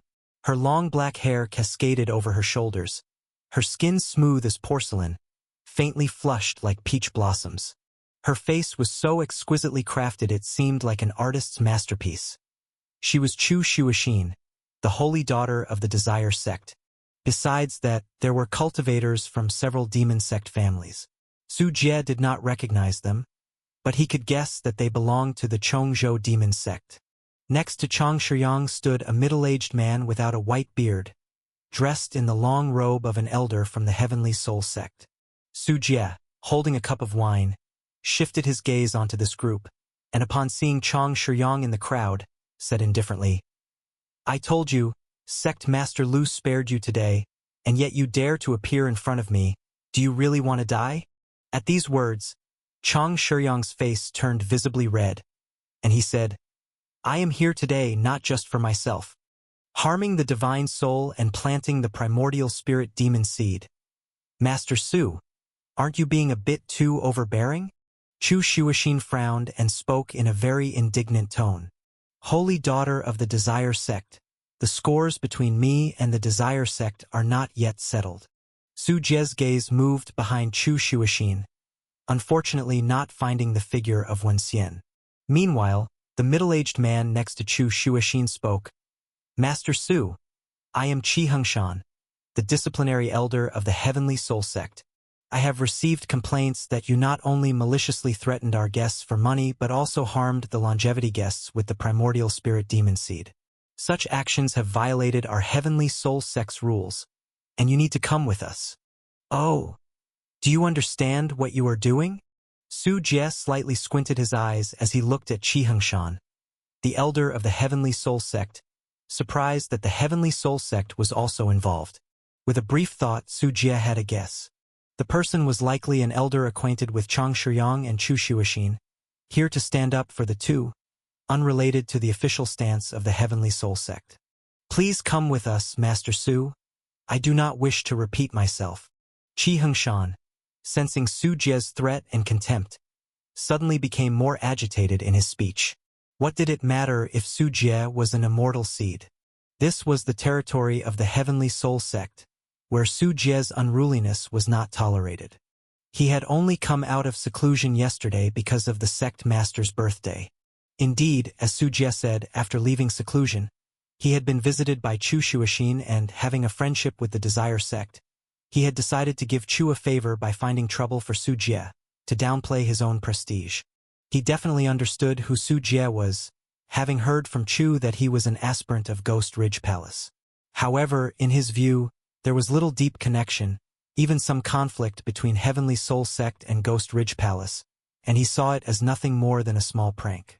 "It seems you know nothing at all. You must be insignificant within the Heavenly Soul Sect. Getting involved in this, I would advise you not to harm yourself." Su Jie spoke calmly, his divine sense sweeping over Qi Hengshan's body.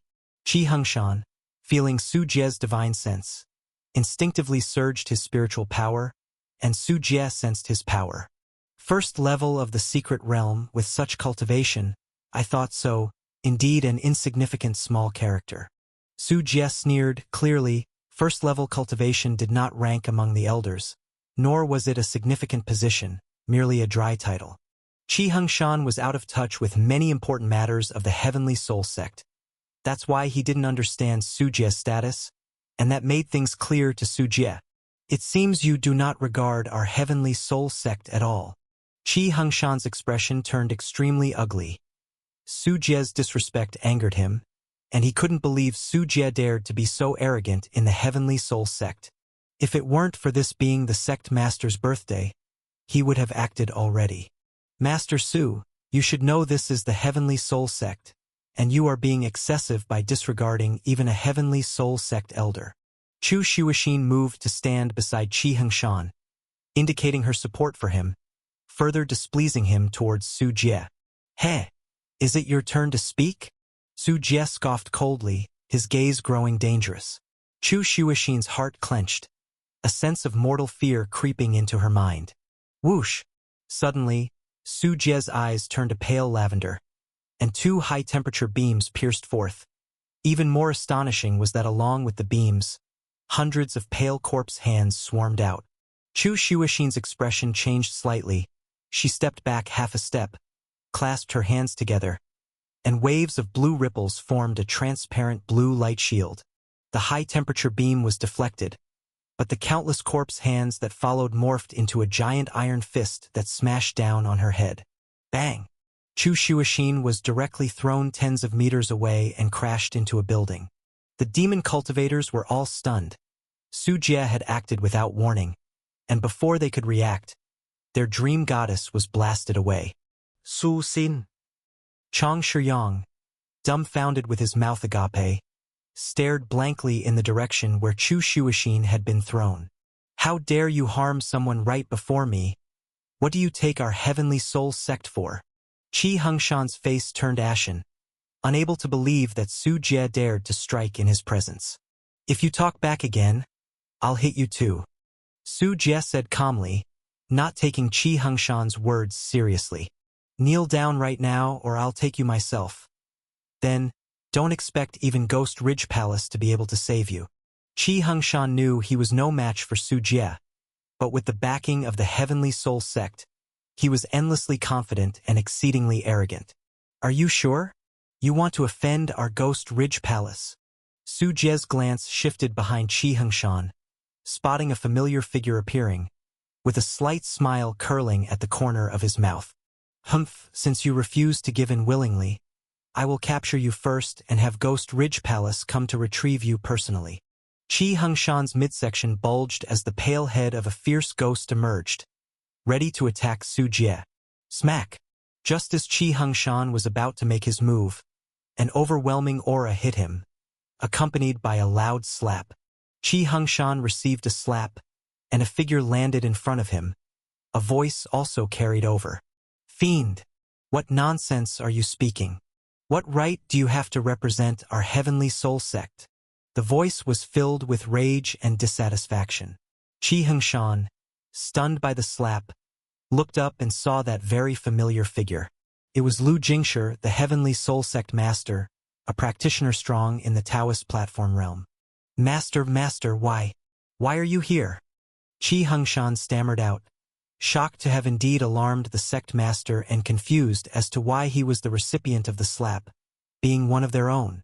Scoundrel, I had to come, or else you would have torn our sect apart.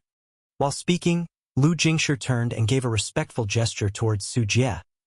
Master Su, sorry, I hope I haven't disturbed you. Qi Hengshan does not represent the Heavenly Soul Sect. Sect Master Lu is being too courteous. A troublemaker certainly does not represent the Heavenly Soul Sect. I still possess that level of discernment, Su Jie noted, pointing at Qi Hengshan.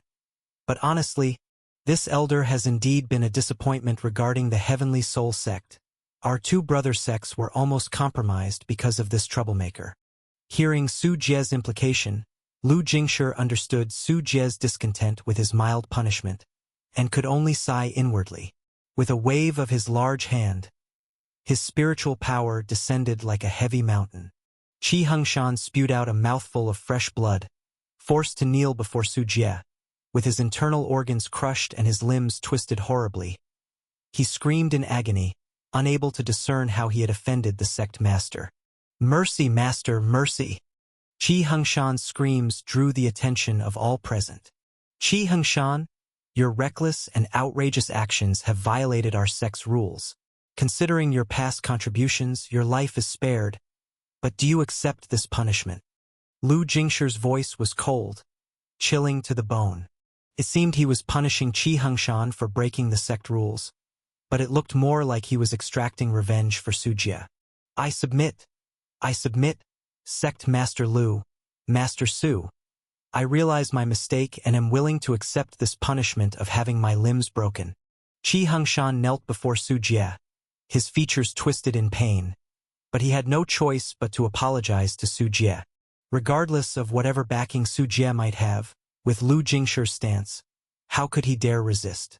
The many demon cultivators present showed various expressions, as Lu Jingshi's actions clearly favored Su Jie. Let it be, we are brother sects after all, Sect Master Lu. There was no need for this. I had already forgiven Elder Qi. I am not one to hold a grudge. Su Jie spoke with a smile, somewhat rendering Lu Jingshi speechless. If this isn't holding a grudge, then there are few good people left in the world. However, Lu Jingshi said nothing further, nor did he reproach Su Jie for lack of magnanimity. Currently, the Heavenly Soul Sect needed Su Jie, an important figure of Ghost Ridge Palace, and who Lu Jingshi needed to win over. The partiality was apparent. He couldn't afford to offend Su Jie over someone as minor as Qi Hengshan. Gaining the support of Ghost Ridge Palace was crucial. Compared to that, Qi Hengshan, with only first-level secret realm cultivation, was quite insignificant. Master Su, you should have informed us at the Heavenly Soul Sect just now. You are an honored guest of our sect, and should you face any trouble here, we would not stand idly by. Sect Master Lu, I didn't want to make a big fuss over such a minor issue. I thought to handle it myself. It's just that these flies are too annoying, disrupting your good cheer. Su Jie looked towards Chang Shiyang and his group, who were already stunned. How long do you plan to keep up this nonsense?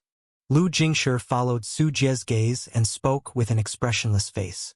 Seeing the inclination of Sect Master Lu, most of the young demon cultivators fell silent.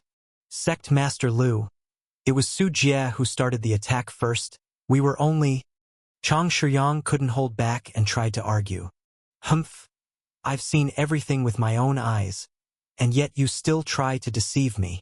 With a cold snort from Lu Jingshi, Chang Shiyang felt a tightness in his chest and his heart tensed, his face paling under Lu's imposing presence. Sect Master Lu, please calm your anger. My saint son meant no harm in his words. Di Xiu hurried over, pulling Chang Shiyang to bow and apologize. Chang Shiyang was resentful, but with a cultivator as powerful as a Taoist platform realm and as prestigious as the sect master of Heavenly Soul Sect before him, he dared not talk back. The elders of the other young demon cultivators also came forward to restrain their juniors. Ahem, Sect Master Lu, it was my fault, disturbing your birthday celebration. From within the ruined building, Chu Shuixin staggered out. Compared to her earlier composure, she now looked somewhat disheveled, with a torn sleeve, and her fair, tender face marred by dust and traces of blood, making her appear even more pitiable. Her appearance only fueled the anger in the hearts of the young demon cultivators, making them want to restore their goddess's face. But seeing Lu Jingshi's biased attitude, they couldn't help feeling disheartened as the judge was biased towards their opponent. They felt powerless to fight back. I understand the fire of youth, but there is a limit to the foolishness. Please proceed to enjoy the birthday feast, and none of you shall act rashly again, lest you force my hand to be severe. Lu Jingshi's gaze swept across everyone, focusing particularly on Chang Shiyang and Chu Shuixin, making them feel an indescribable pressure. Su Jie smirked at the two, saying, "Did you hear that? Now scram. Your presence is an eyesore." Though Chu Shuixin inwardly seethed, she maintained a smile on her face, leading Chang Shiyang and his group away. Only after walking some distance did the group uncontrollably curse, communicating through divine sense. Damn it, what's up with Sect Master Lu? Why does he favor that guy Su Jie so much, especially when it was him who attacked first? Exactly, if Sect Master Lu hadn't been there, I would have made sure Su Jie didn't get off easily. Miss Chu, are you okay? That bastard Su Jie acted so swiftly. I blame myself for not reacting in time. In her indignation, Chu Shuixin's eyes were sorrowful as she sighed. Alas, I hadn't expected Su Jie to have such solid backing in the Heavenly Soul sect. If I hadn't brought everyone here, we wouldn't have lost face and been mocked and looked down upon by him. Chu Shuixin's eyes reddened, on the verge of tears. The nearby young demon cultivators were stunned, feeling pity, wishing they could embrace her alluring body into their arms for tender affection. What nonsense you're talking! I've decided, since the Heavenly Soul sect favors Su Jie, let's find trouble with him outside the sect's boundary after this event ends. Going back meekly like this, I can't even face others. We are all here. Surely we won't be bullied by a local demon cultivator. Someone clenched their fists, filled with the urge to fight for their beauty. Count me in. Once the celebration is over, let's gather outside the Heavenly Soul sect to deal with that Su Jie. When the sect isn't there to back him up, let's see how arrogant he can be.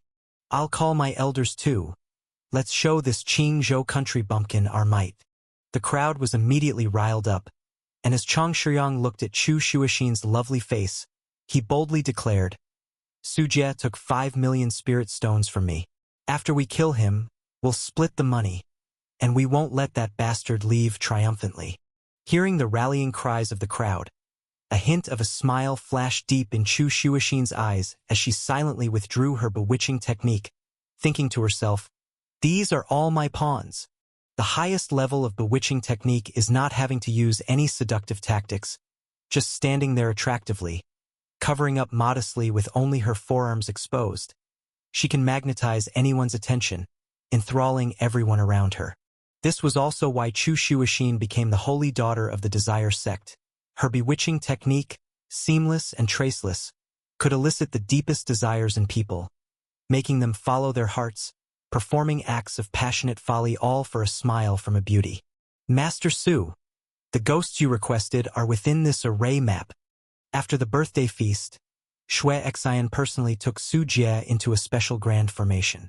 This was a chaotic stone cluster located in a desolate suburb. All around it was deadly silent and eerie, sunlight unable to penetrate, making the interior dim and gloomy. In the center of the formation stood a stone tablet, towering over 100 meters tall, standing solitary. Its surface was engraved with indistinct characters and symbols, bearing the marks of erosion over the years. Green moss covered the ancient inscriptions. A cold breeze passed by, and if one listened carefully, faint whispers could be heard emanating from the tablet, as if calling from deep within the earth, sending shivers down the spine. This is the Heavenly Soul Array map used by the Heavenly Soul sect to train disciples. It has been passed down for over 1,000 years. It not only attracts lone ghosts and wandering spirits from the wilds, but its unique Yin veins formation also allows new ghosts to be naturally born within graveyards and burial sites, most of which are in a wild, fierce ghost state. Shui Xian explained the situation to Su Jie. This was an important site for the cultivation trials of the Heavenly Soul sect's disciples, typically off-limits to outsiders.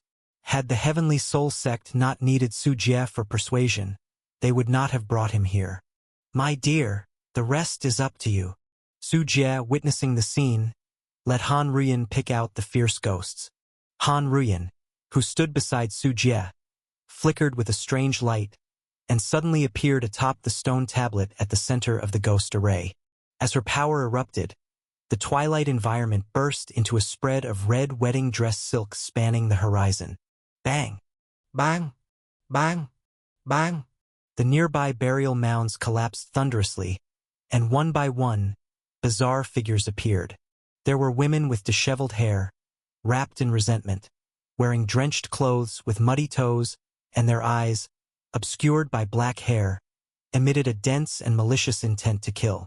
There were fierce ghosts over 3 meters tall, with ferocious complexions, moving heavily, dragging a large beheading sword that sparked along the ground. The cries and laughter of infants sounded at the same time. Children in tattered padded jackets, barefooted, shaking rattles in their hands, exuding a yin qi that did not belong to the living world. Countless ghosts were in a semi-wild state, that is, they had not been contracted. Han Ruyan held a red lantern in her right hand, swaying violently as if it would be extinguished by this invisible force. However, soon, Han Ruyan slowly raised her head, her gaze directed at the terrifying specters below. As her power fully unleashed, the air solidified, and an indescribable sense of terror pervaded the atmosphere, giving anyone's skin an instant bout of goosebumps. Each fierce ghost, stiff in movement, kneeled towards Han Ruyan under the invasion of her eerie power. The grades of these ghosts were not high, all below 3rd grade. Faced with the 7th grade fierce ghost Han Ruyan, they simply couldn't withstand her forceful control and submitted to her. Enter! Han Ruyan threw out the brass mirror transformed by the mirror girl, along with a big red flower sedan chair, which landed amidst the horde of ghosts. The controlled ghosts turned around, one by one entering the brass mirror and disappearing inside the flower sedan chair, brought under Han Ruyan's control. The number of ghosts was just right, a full 2,000 fierce ghosts. Elder Shui, please do the count. Seeing the scene unfold, Su Jie handed over a storage bag to Shui Xian, which contained the spirit stones to purchase this batch of ghosts. A pleasure doing business with you, Master Su. Shui Xian's divine sense swept over the storage bag and gave Su Jie a salute. It's nothing. Now that the transaction of the ghosts is complete, I shall take my leave. With a smile and a salute, Su Jie intended to leave. Won't you stay a few more days? The Heavenly Soul Sect hasn't had the chance to properly host you. No need. I have some matters to attend to outside, so I'll leave now. We'll meet again in the future. Su Jie's gaze turned toward the horizon, his lips curling into a cold smile. In the deep night, the sky blanketed by dense clouds shrouded the earth. Layers of dark clouds, like heavy curtains of lead, plummeted in a torrential downpour, as if the celestial river had overturned, leaving nothing but the roaring sound of rain between heaven and earth. Nanyang Ridge, a mountain peak near Nanyang City. It wasn't very high, only 1,700 meters, but it was named for its proximity to Nanyang City. This was also one of the main arteries leaving Nanyang City toward Jingzhou. Atop the mountain peak, Su Jie wore a bamboo hat and a cloak. His expression as calm as still water, his eyes deep and dark. The heavier the rain fell, the more spiritual power Su Jie released into the sky, brewing this torrential downpour. The rain was relentless, a display of Su Jie's use of heavenly might. They're here, Shao Qian. Get ready to act. In the dark night, a caravan slowly emerged on the roadway. There were 3 carriages in total, 8 fine horses trotting on either side.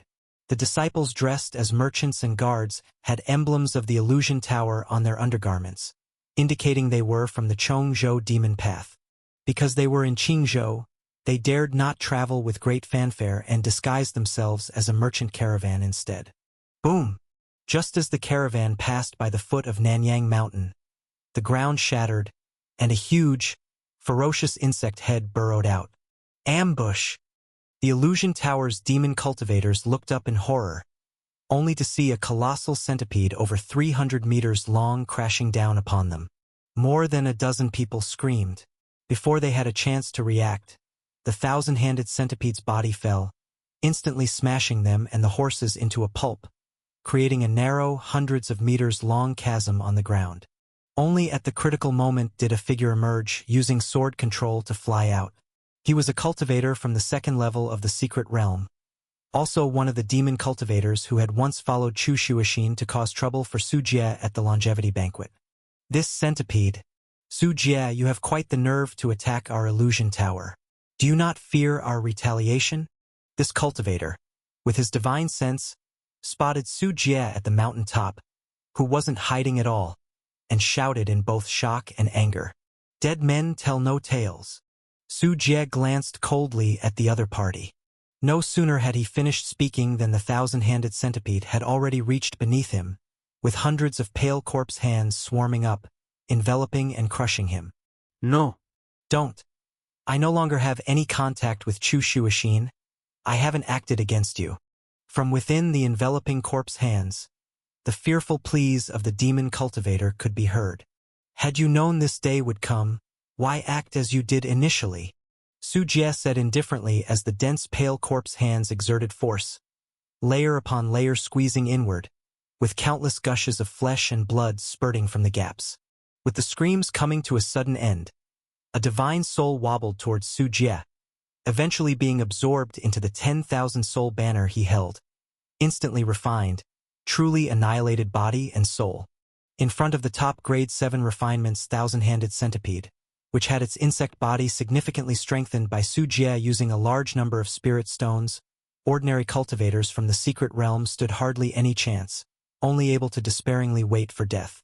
The first one, Su Jie stepped forward, his body stepping into thin air, plunging in a free fall. The next second, the massive body of the thousand-handed centipede flew beneath him, catching Su Jie perfectly. With the roaring wind carrying raindrops, Su Jie patted the head of the thousand-handed centipede, praising, "Well done, Shao Qian." Sizzle. The thousand-handed centipede replied happily with its insect chirp, as the bloodstains from the recent slaughter were being washed away by the torrential rain. So, this direction. Su Jie closed his eyes to sense momentarily. This storm was created by a god unification level primordial spirit he constructed, covering the surrounding area of Nanyang City. Meanwhile, Su Jie's soul power, silently probing with the falling rainwater, sent feedback to his mind. It was as if each raindrop was an informant for Su Jie's surveillance. These surveillance methods, more convenient and stealthy than using bugs for scouting, except possibly detectable by those with a god-level primordial spirit and those with special magical treasures, even other cultivators from the secret realm would find it hard to notice. This was the latest method Su Jie had researched, the only downside being the great consumption of spiritual power. Whoosh! During the surveillance, Su Jie produced a 9-grade sacred lotus, took a deep inhale of one of the lotus leaves' fragrance. Immediately a surge of pure spiritual power flowed into his body. A 9-grade sacred lotus with 4 leaves that could provide a massive amount of spiritual power, combined with the liver-transformed divine luminosity, now illuminating green within Su Jie, as it absorbed and revitalized the nearby spiritual energy into a vortex around him, compensating for the loss of his spiritual power, the two forces allowing Su Jie the confidence to use this tactic. Southwest direction, Sky Wolf House. The second prey, Shao Qian. Let's go. Su Jie's gaze fixed towards the southwest, another direction of Nanyang City. Sizzle. The thousand-handed centipede took to the air, soaring straight into the clouds, heading in the direction Su Jie had pointed out. With rain weaving before and behind him, the view distorted, everything obscured by the curtain of water. The world seemed twisted and chaotic. And Su Jie, amidst the storm he had created, was systematically completing one hunt after another. Shuixian, the weather is a bit chilly. I've brewed a cup of warm tea with Jinue tea leaves for you. Inside the spacious carriage, Chang Shiyang came in holding a teapot. You've taken so much trouble, Brother Chang. Chu Shuixin smiled, nodding her head and stretching out her hand to draw back the carriage's curtain as cold rain poured in, instantly evaporated by her spiritual power. Through Chu Shuixin's eyes, the scale of this convoy was vast, with nearly 20 carriages alone, for it was a joint expedition of multiple demon sects traveling together. What's wrong, Shuixian? You seem preoccupied. Chang Shiyang poured Chu Shuixin a cup of tea, expressing his concern. Chu Shuixin shook her head slightly and parted her red lips. I don't know why, but I keep feeling uneasy. Thinking about Su Jie? Chang Shiyang's gaze also turned toward the window. He confidently said, We have already arranged everything. We just need Su Jie to leave, and then we can go find him and ensure he has no place to be buried. Some cowards backed out halfway through, truly a disgrace to the Chong Zhou demon path. They were persuaded by their elders to withdraw, so we can't blame them themselves. Chu Shuixin furrowed her brows, growing increasingly uneasy. I still feel like something's off. Wait, are you sure Su Jie hasn't left Nanyang City yet? Chang Shiyang was taken aback. I have friends in Nanyang City who have contacts there. They have said they will report to us if there are any updates. Su Jie, that braggart, will definitely leave with grand gestures. We can just block him when it's time. Chu Shuixin, feeling very annoyed, stepped out of the carriage and lightly landed on a horseback. Rain kept falling, the wind blowing her skirt and the white ribbon tied around her waist fluttering, delicately cinching her slender waist. Ahead of the horse team was a turbulent river, its water already creeping onto the bridge surface. The river's deep waters resembled a lurking behemoth. At that moment, Chu Shuoxin's unease peaked. Her cultivation of the Desire Demon technique, which absorbed the talents of other gifted cultivators for her own use, made her highly alert to dangers. Stop! Don't go any further. Seeing the carriage team heading onto the bridge, Chu Shuoxin couldn't help but shout out loud. Some people in the convoy were on horseback, and others were inside carriages. Hearing her voice, they all turned their heads to look at Chu Shuoxin. Chu Shuoxin was about to explain when her pupils suddenly shrank to the size of pinpoints. Boom! Lightning struck from the sky, illuminating the night surroundings. On the carriage roof in front of Chu Shuoxin, a figure appeared out of nowhere, simply watching her silently. He was a man in a black robe, his eyes bright and spirited, standing firm as a pine, none other than Su Jie himself. Su Jie. Chu Shuoxin's body trembled. Su Jie's sudden appearance was totally unexpected. They hadn't even gone to find Su Jie yet, but Su Jie had found them first. Su Jie, very well, very well. You've come to meet your death willingly, saving us the trouble of looking for you. Seeing Su Jie, Chang Shiyang's expression turned fierce. Dear, the prey has come. It's time to shut the door and beat the dog. Su Jie looked towards Chu Shuoxin and her group as if he were looking at dead people. Activate the Netherworld Bone Mountain Formation. A distant voice carried over. On the bridge stood a woman in a blood-colored wedding dress, leaning against the railing, her long hair flowing like a waterfall with the wind. Her face was pale, a cold smile on her lips. Hearing Su Jie's words, her eyes were lifeless and icy, as she lightly caressed the million-soul banner in her hand and waved it. Whoosh! In an instant, a tangible chilly wind encircled Han Ruyan, drastically altering the surrounding scenery. Beneath the bridge, the river water turned into the cold, endlessly deep waters of the Huangquan River, and several mountains of bones emerged, forming the Netherworld Bone Mountain Formation made from the million-soul banner. What? Accompanied by the roar of 1,000,000 Een souls emerging from the mountains to form the 10,000 Soul Army Formation. The faces of Chu Shuoxin and her companions drastically changed. It turned out that this place was a ghost formation of the million-soul banner that Su Jie had prepared in advance using Han Ruyan's abilities to disguise it, causing Chu Shuoxin and her group to walk into the Netherworld Bone Mountain Formation unknowingly. Retreat quickly. This is the million-soul banner. Chu Shuoxin's keen eyes recognized the formation immediately as being of the million-soul banner level. Her voice trembled as she spoke. Such a million-soul banner was simply not something the secret realm could contend with. She couldn't believe that Su Jie still had such a card up his sleeve. Thinking of leaving? Too late. A seat on the million-soul banner awaits you. Su Jie sneered, slowly spreading his palms open. Below him, the 1,000-handed centipede emerged from the ground, its enormous mouth wide open, swallowing the carriage containing Chu Shuoxin and Chang Shiyang, horses and all. Shui Xian has been swallowed. The sudden devouring of the 1,000-handed centipede left the demon cultivators present stunned. As the 1,000-handed centipede smacked its lips, a unique spirit light shone, and a protective treasure on Chu Shuoxin's body shattered, erecting a temporary barrier as she was swallowed. At this moment, the two had fallen into the belly of the 1,000-handed centipede. Measuring 300 meters in length, the creature's interior was lined with irregularly pulsating flesh walls, slick and sticky, covered with all manner of bizarre patterns, resembling countless tiny rivers weaving and flowing through the flesh. As the pair entered, droplets of acid rain, filled with astonishing corrosive power, began to fall from the flesh walls around them. In the blink of an eye, it turned into a sea of acid several meters deep which began to boil and roil with the breathing of the 1,000-handed centipede. The barrier erected by Chu Shuoxin's talisman melted away as swiftly as snow before the sea of acid, rendering the faces of Chu Shuixin and Chang Shiyang extremely unsightly. Shadowless Soul-Breaking Hand. Azure Dragon Jade Sword. Thousand Cranes Illusion Kill. Sunset Kuanping Fist.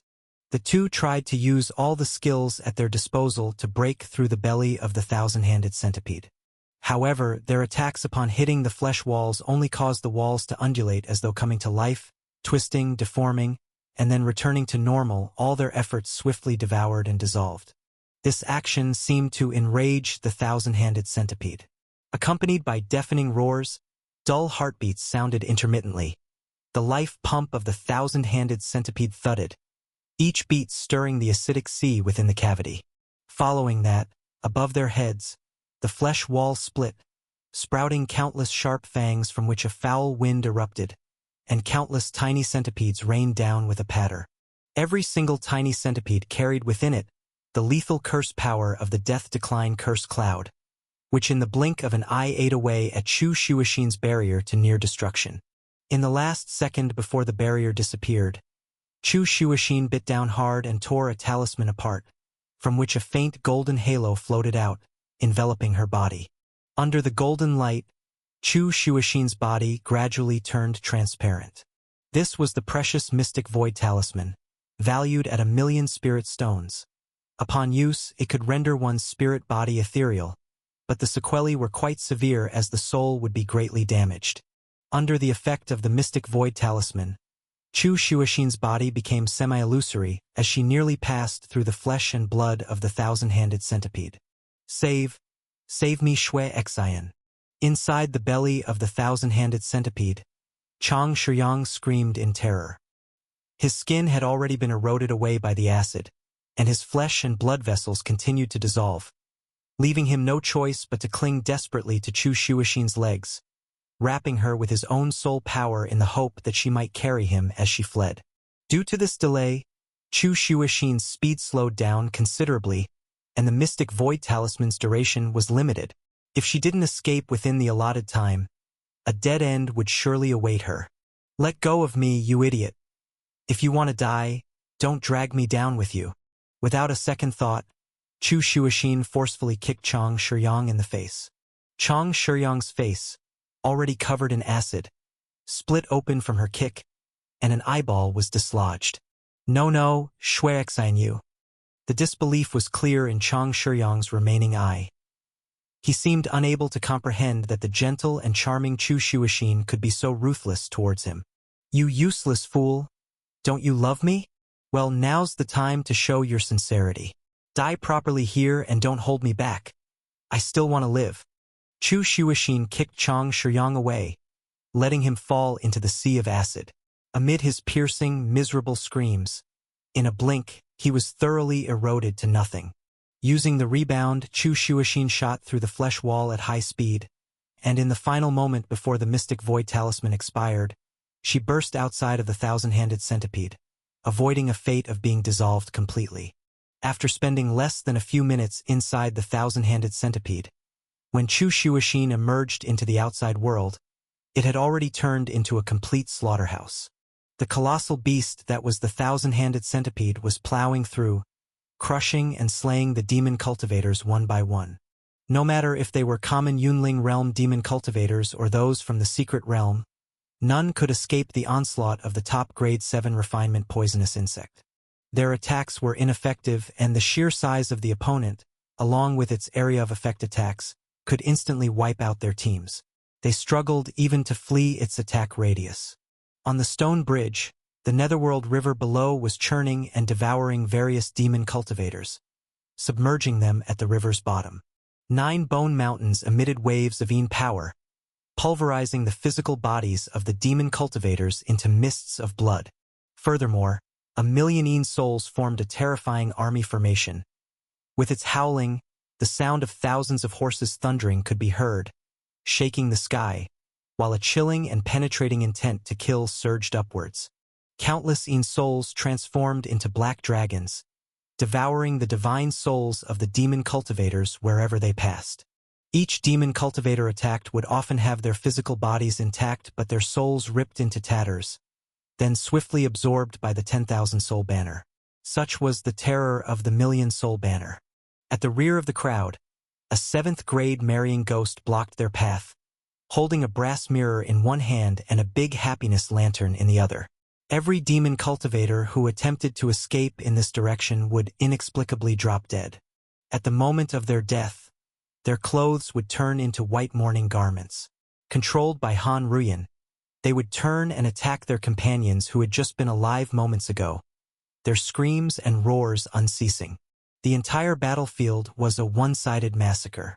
Even though there were over 100 people and 9 from the Secret Realm, when facing the Million-Soul Banner, the Marrying Ghost, and the Thousand-Handed Centipede, they were as vulnerable as sheep before a tiger, incapable of mounting any resistance.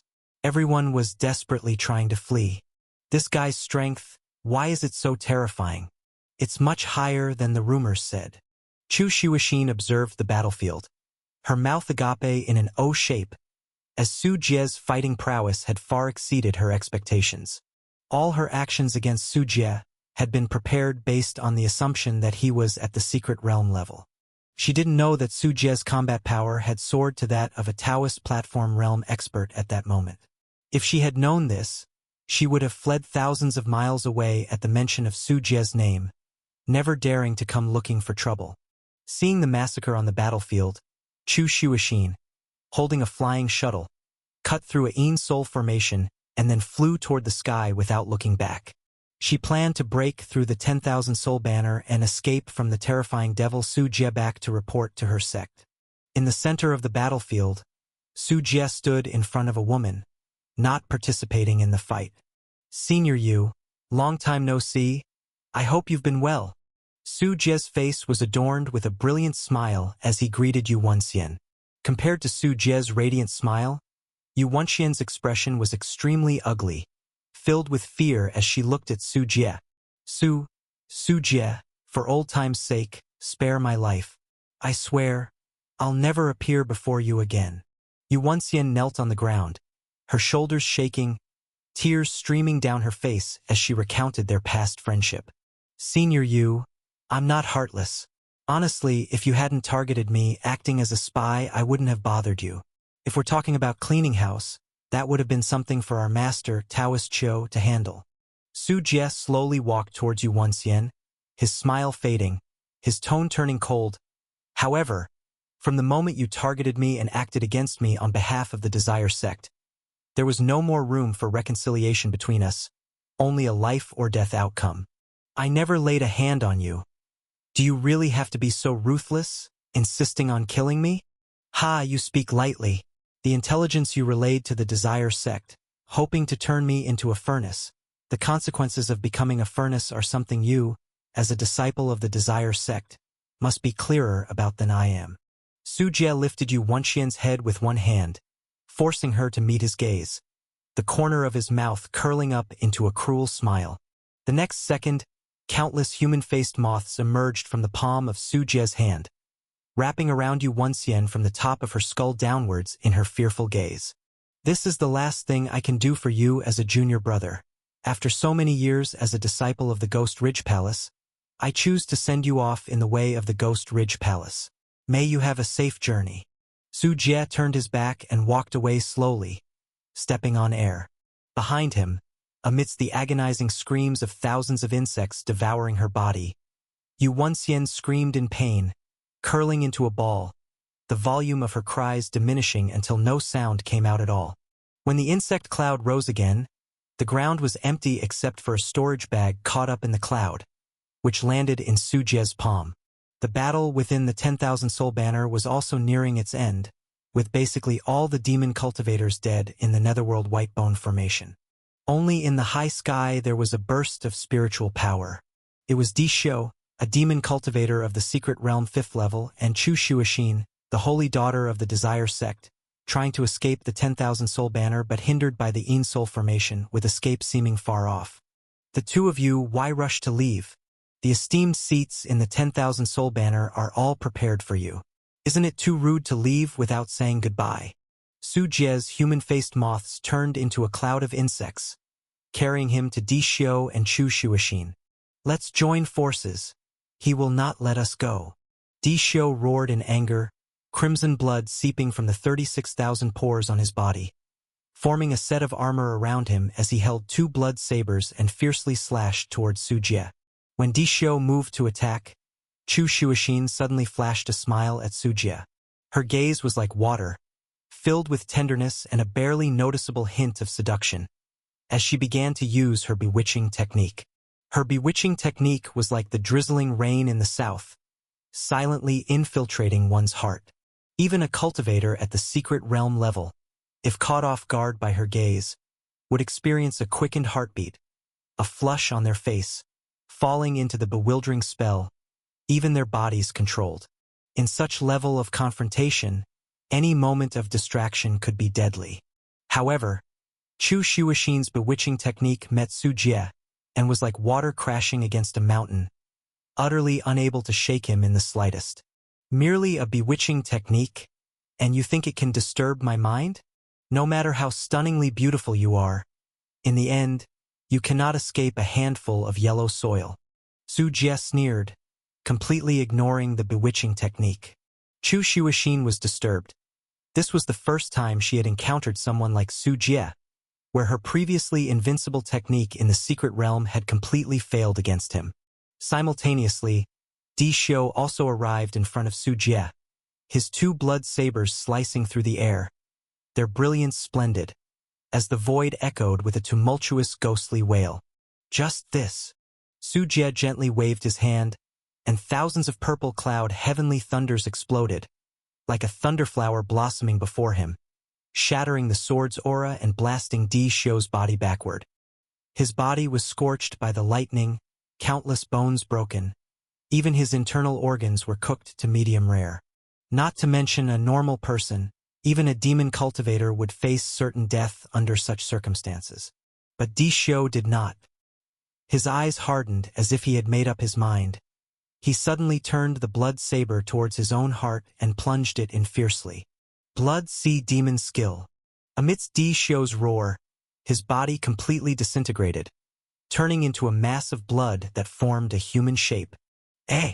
Su Jie raised an eyebrow, aimed his 5 fingers at Di Xiu, a flash of electrical light at his fingertips, and in an instant, 5 bolts of lightning shot out, striking Di Xiu's body. The lightning passed through key parts like Di Xiu's head, heart, and throat, leaving holes, but in a blink of an eye, these holes were sealed and covered by blood, showing no damage. Haha, Blood Sea Demon Skill.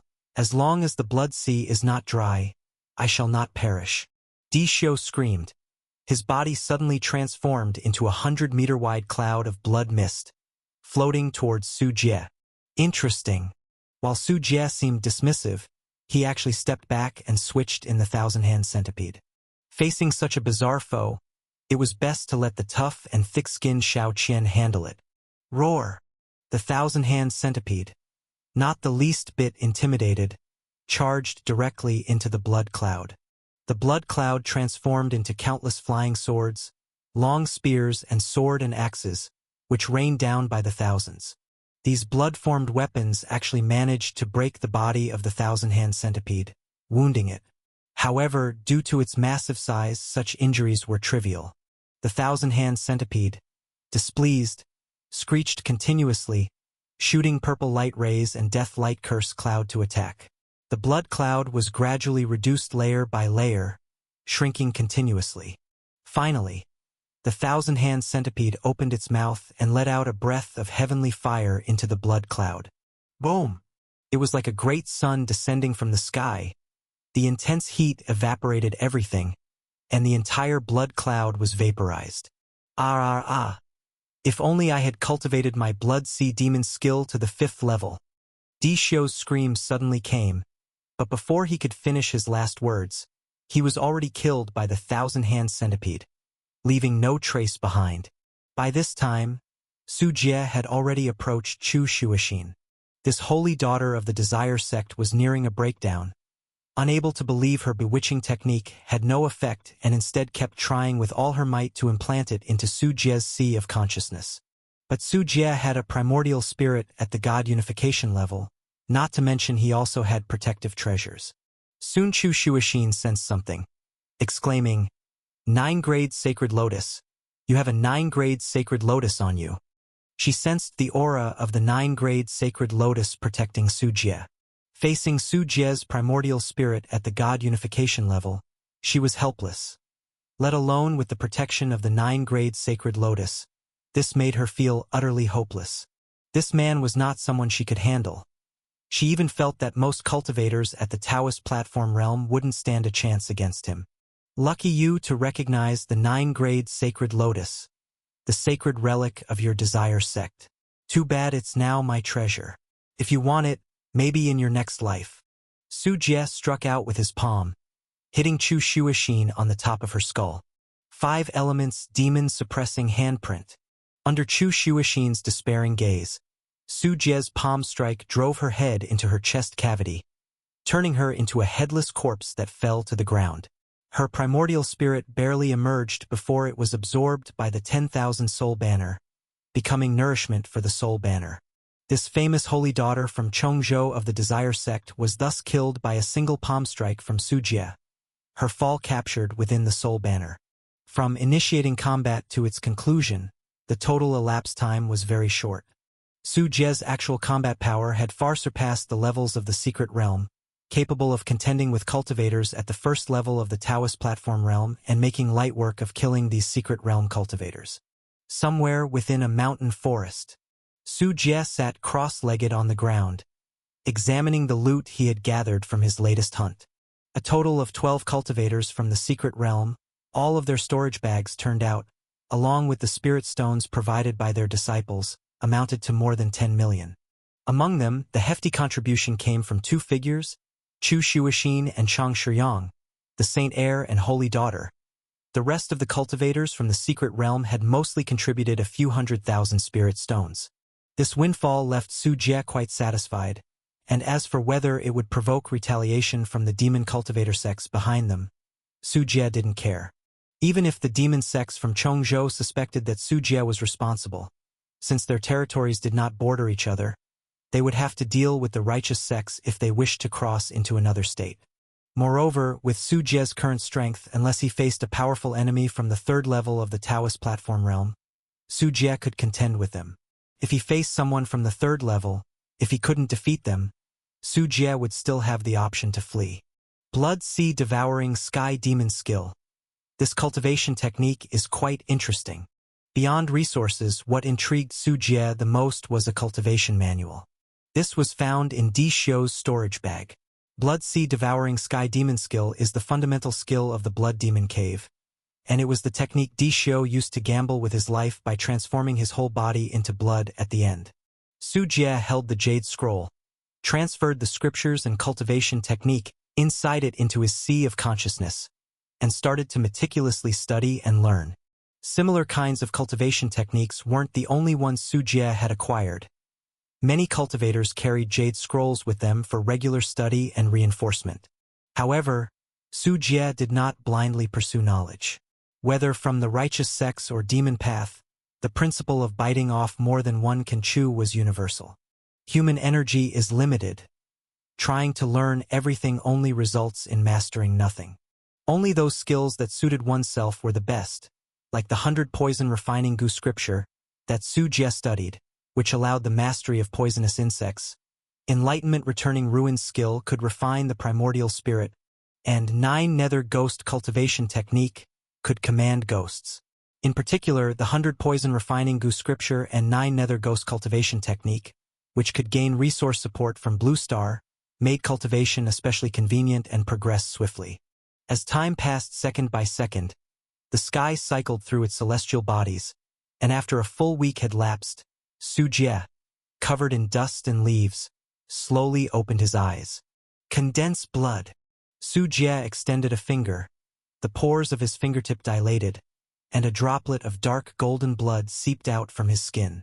The instant the blood touched the soil, instead of penetrating the ground, it acted like a heavy steel bead rolling off, showing no signs of being absorbed by the dirt. Boom! The land cracked and collapsed, and at the center of the depression, that droplet of blood emitted a faint red glow, filled with a strange energy, or more accurately, Su Jie's will within it. As Su Jie willed it, the droplet of blood, as if instilled with life, spread open like an unrolled scroll, transforming into a blood-drenched strange beast nearly 10 feet tall. The beast issued a silent roar, planted its hooves fiercely, and opened its mouth to spew countless sinister blood swords, leaving a 100-meter radius of the forest in shambles, with broken vegetation and gouged earth. Then another transformation occurred. The beast changed into birds, weapons, chariots, and more. Due to the power of this droplet of blood, the environment itself corroded, the forest twisted and ominous. Nearby animals, sensing this pressure, either fled in panic or, as if frozen by some invisible force, dilated their pupils and lay trembling on the ground, terrified. It wasn't until about 10 seconds later, when the power contained in that droplet of blood was exhausted, that it started to dim and finally merged with the earth. Demon blood, no, I recall Blood Demon Cave refers to this as holy blood. Su Jie muttered to himself, contemplating the many scenes of transformation caused by the drop of blood, and stroked his chin in thought. Blood Sea Devouring Sky Demon skill was the highest level of skill inherited from the Blood Demon Cave, originating from an ancient era and a legacy called the Blood Sea Sect.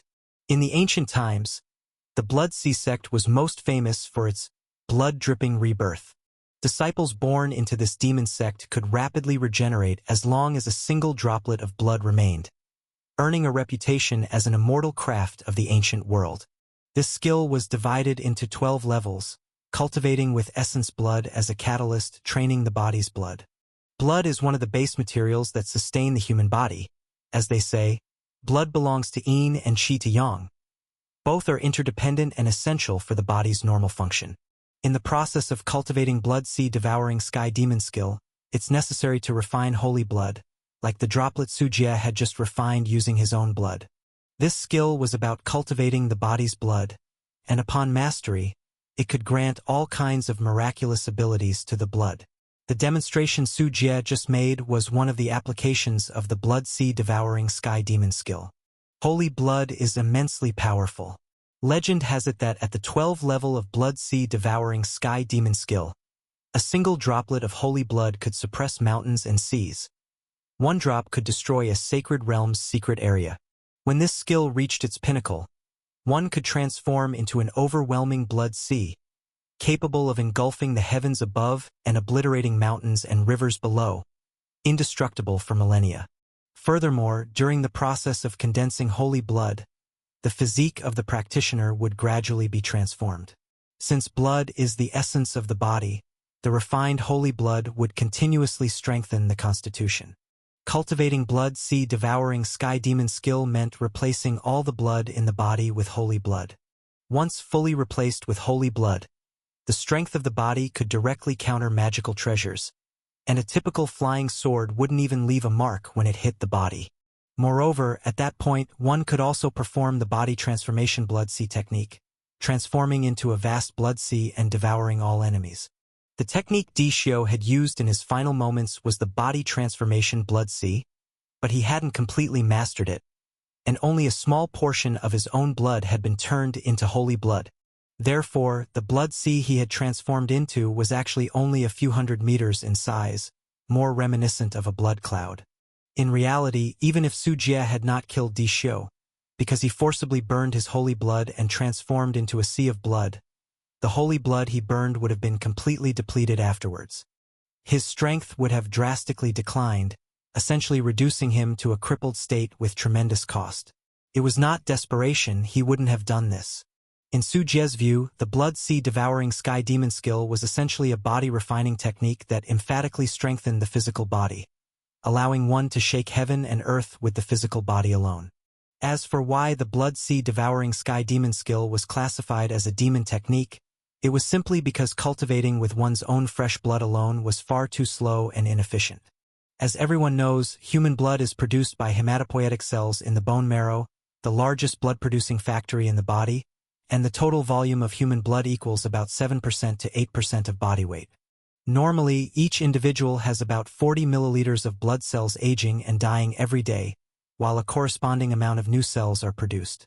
A normal person has a total blood volume of about 4,000 milliliters, and ordinary people need to wait at least 2 to 3 months between blood donations. Although cultivators have much stronger bodies, human hematopoiesis has its limits. It cannot be hundreds or thousands of times that of ordinary people. That is simply impossible. Relying solely on one's own fresh blood to refine holy blood was terribly inefficient. When Su Jie first began his cultivation, it took him an entire week to condense a single drop of holy blood using his own blood. That was even though Su Jie's physique was inherently strong with a purple cloud thunder body, and he was at the 4th level of the secret realm. The speed at which he produced and refined holy blood was still so slow. The pace of other cultivators practicing the blood sea devouring sky demon skill could be imagined. To rely on one's own blood to refine holy blood, they would need a lifetime of practice and still not make any significant advancement in the blood sea devouring sky demon skill. Therefore, almost all demon cultivators who practiced the blood sea devouring sky demon skill would do one thing: blood-sucking, consuming the blood of other humans. After all, one's body has a limit on blood production, but other people's blood, which is also blood, does not have such limits. Once one broadens their perspective, they can instantly jump from a limited small pond into a vast river, where the world becomes filled with resources for their cultivation. Given the nature of demon cultivators, it's easy to imagine the tragedies they have caused. Most demon cultivators practicing this blood sea devouring sky demon skill leave behind dry corpses drained of blood everywhere they go, creating horrific human tragedies. It is said that in ancient times, the Blood Sea sect that created the Blood Sea devouring sky demon skill had incited widespread fury because of this. They not only sucked the blood of ordinary people but also preferred the spirit-enriched blood of cultivators. The blood of cultivators acted like an amplifier, significantly speeding up the absorption process for the Blood Sea devouring sky demon skill. Whether they were righteous cultivators or demon cultivators, wherever the Blood Sea sect went, they spared no one, adhering to the principle of sucking blood whenever possible, which terrified all cultivators. Even if you disagreed and wanted to kill them, it was not easy. How the Blood Sea sect was eventually annihilated and disappeared from the annals of history is not well recorded in detail, but it is estimated they were eradicated by both the righteous and evil paths together, for their actions were simply too arrogant and bothersome. And now, the Blood Demon Cave that has inherited the Blood Sea devouring sky demon skill is not so arrogant anymore. In their area of influence in Chongzhou, they do not exhaustively exploit the locals. The locals just need to donate blood regularly to lead a secure life. In turn, the Blood Demon Cave would even actively protect the safety of the local people and maintain order. These citizens are referred to by the Blood Demon Cave as blood slaves. Even so, the Blood Demon Cave often faces a shortage of blood, as there is simply not enough blood to use. As cultivators practice the Blood Sea devouring sky demon skill, they grow increasingly desperate for fresh blood, and if cut off, they are extremely prone to becoming deranged and turning into monstrous beings that know only blood drinking. Unless one cultivates to the 5th level of the Blood Sea devouring sky demon skill and replaces all the blood in their body with holy blood, only then will these side effects disappear. To alleviate the blood shortage, the cultivators from the Blood Demon Cave often go out to plunder, resuming their true nature and slaughtering for blood. After killing, they flee, for they take nothing but the blood and need not consider much else. Of course, many times when Blood Demon Cave cultivators go out, they simply disappear. Either they are eliminated by righteous cultivators acting heroically, or they fall victim to betrayal among other demon cultivators. After all, when the Blood Demon Cave faces a blood shortage, they wander carelessly, going not only to territories of the righteous but also to the domains of other demon sects. Their actions are simply intolerable to others. For demon cultivators, humans are also a vital resource. All this knowledge came from the notes written by Di Xiu, which Su Jie had read. This guy's greatest dream is to have a territory of blood slaves directly under his control, with hundreds of thousands of subjects to freely harvest blood from every day and enjoy an endless supply of blood. I need a massive amount of blood to condense my holy blood. Is there any more suitable cultivation technique for me? The corners of Su Jie's mouth twitched uncontrollably. For him, Di Xiu's biggest dream was something easily within reach. When it comes to population, Su Jie could claim ownership of Blue Star, which has a population of 8 billion. This exaggerated number placed in front of Blood Demon Cave would stop their hearts and make them so envious they might just decide to attack with their whole sect. Not to mention anything else, just the population of Chan country, which is directly under Su Jie's jurisdiction, already has more than 50 million people. Southeast Asia is also within the Jekka Group's sphere of influence with a total population of 240 million. All of these are fresh sources of blood withdrawal machines. Thinking this, it would be strange if Su Jie were not delighted. What a great technique! Truly a great technique. Such a technique wasted on Blood Demon Cave. I am the most suitable to practice it. Su Jie's eyes gleamed. In the Blood Sea devouring Sky Demon skill, Su Jie saw hopes of a meteoric rise in his own strength. He was too eager to progress, and this technique was just too perfect for him. Due to limited resources, Blood Demon Cave often faced blood shortages, having to raid other sects' territories to plunder and drink blood, only to get a severe beating from those sects. It was hard for them to cultivate the Blood Sea devouring Sky Demon skill to a profound level, but all this was not an issue for Su Jie. Sizzle! The thousand-handed centipede was awakened by Su Jie's excited voice and crawled out of his sleeve, looking puzzled at Su Jie. So excited? Have you made progress with the cultivation technique you're practicing? Han Ruyan floated down from the treetops, landing in front of Su Jie. Listen to me. This cultivation technique is practically tailor-made for me. Su Jie excitedly discussed his upcoming plans with Han Ruyan, planning to use a massive amount of blood to pile resources and rapidly enhance his realm in the Blood Sea devouring Sky Demon skill to compensate for his close-quarters combat capabilities. Although Su Jie's melee abilities were not weak, with the innate physique of Purple Cloud Thunder Body and the protection of 9-grade Sacred Lotus, his physical body stood out among most cultivators. However, compared to those with true divine and immortal bodies, there was still a gap. Su Jie's typical combat involved relying on the Thousand-Handed Centipede, Ghost Bride, and 10,000 Soul Banner, seldom engaging in physical combat personally. This was Su Jie's weak area. Once it was addressed, Su Jie's strength would see substantial growth. Moreover, mastering the Blood Sea devouring Sky Demon skill to deeper levels, with blood-dripping rebirth and body transformation Blood Sea, not only greatly boosted his combat capabilities but also enhanced his ability to preserve his life to an extreme. Others would have a headache trying to kill him. Even with just a drop of fresh blood, Su Jie could revive himself. This life-preserving ability was what Su Jie valued most.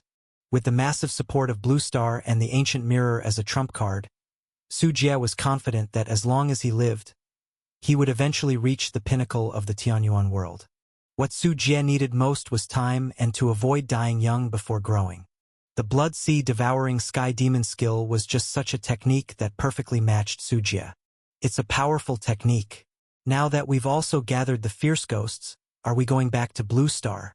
Having heard Su Jie's explanation, Han Ruyan also realized the significance of this demon technique for Su Jie.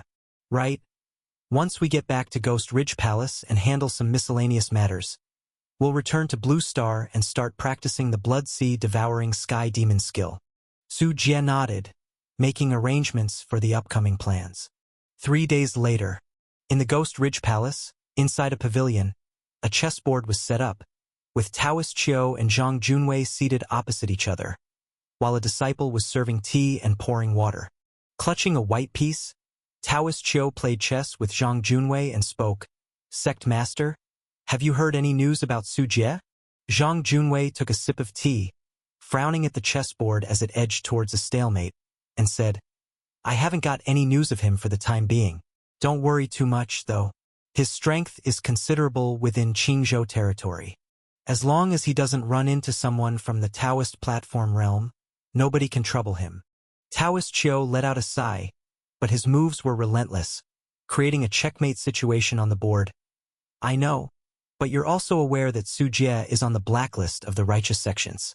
If his identity is exposed while he's out, the trouble could be great. Su Jie isn't new to being out and about. I believe he'll be careful on his own." Zhang Junwei's brows remained tightly knit, his hand holding a chess piece without placing it. As the two chatted, a sudden voice came from outside. "Sect Master, Master, I've returned."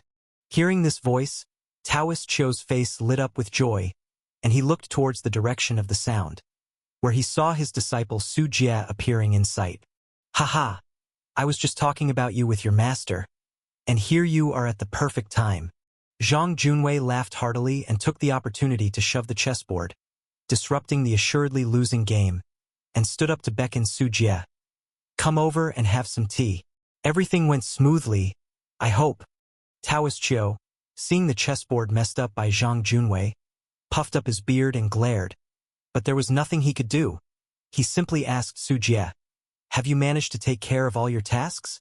Su Jie approached the chessboard, picked up the tea poured by the disciple, and gulped 2 mouthfuls before saying, "The fierce ghost has been taken care of. Sect Master, you have no idea. My visit to the Heavenly Soul Pavilion this time coincided with quite a commotion." After that, Su Jie succinctly recounted the events that had befallen the Heavenly Soul Sect. However, Su Jie omitted his own experience of hunting down the demon cultivator in Chongzhou, focusing on the threats the Heavenly Soul Sect was facing from the righteous sects. "And at the end of my strategic planning, Sect Master Lu of the Heavenly Soul Sect has already agreed to an initial purchase of 1,000 units of rocket artillery and accompanying rockets from our puppet hall. You little slicker, you never forget to make money even when you're out. You know how to provide for the household?" Taoist Chou commented as he saw Su Jie's smile, aware his disciple must have profited handsomely. "Hey, Master. You know the puppet hall is having a tough time. Over 2,000 disciples rely on me for their livelihood. And every morning when I wake up, all I see is the relentless consumption of spirit stones. The sect funding alone is never enough. If I don't earn more, we'll go bankrupt sooner or later and won't even have food on our plates," Su Jie defended with a chuckle. "Don't you start crying poverty to me. I know you well enough.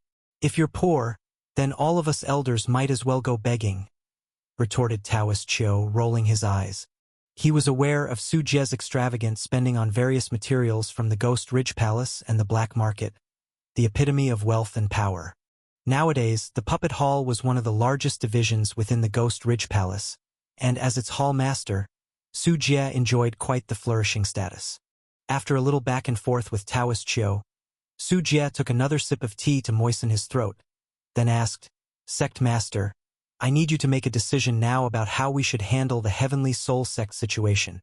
Zhang Junwei tapped his fingers lightly on the table, speaking in a grave tone. "I didn't expect the Heavenly Soul Sect to follow in our footsteps.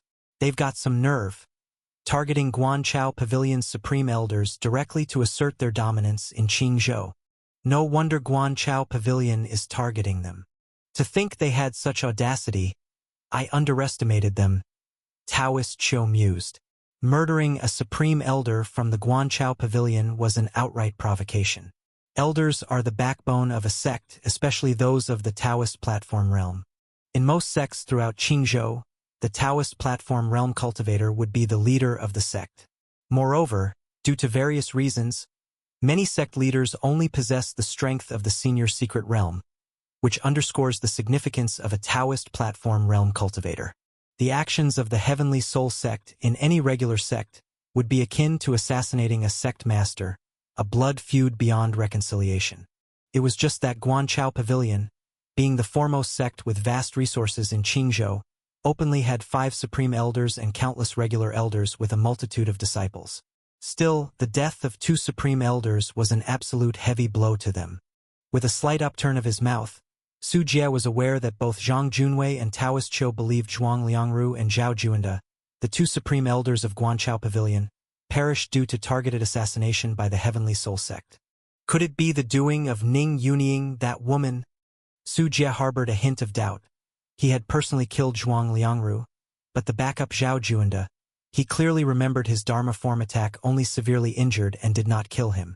Yet, according to what he heard from Lu Jingshi, Zhao Juanda had died, and a woman's figure swiftly emerged in Su Jie's mind, Ning Xinyue's sister, Ning Yunying. There was no sign of Ning Yunying on the battlefield then, but Su Jie strongly suspected it was her doing. Su Jie, you've had a fair amount of interaction with the Heavenly Soul Sect this time around. Tell us your thoughts.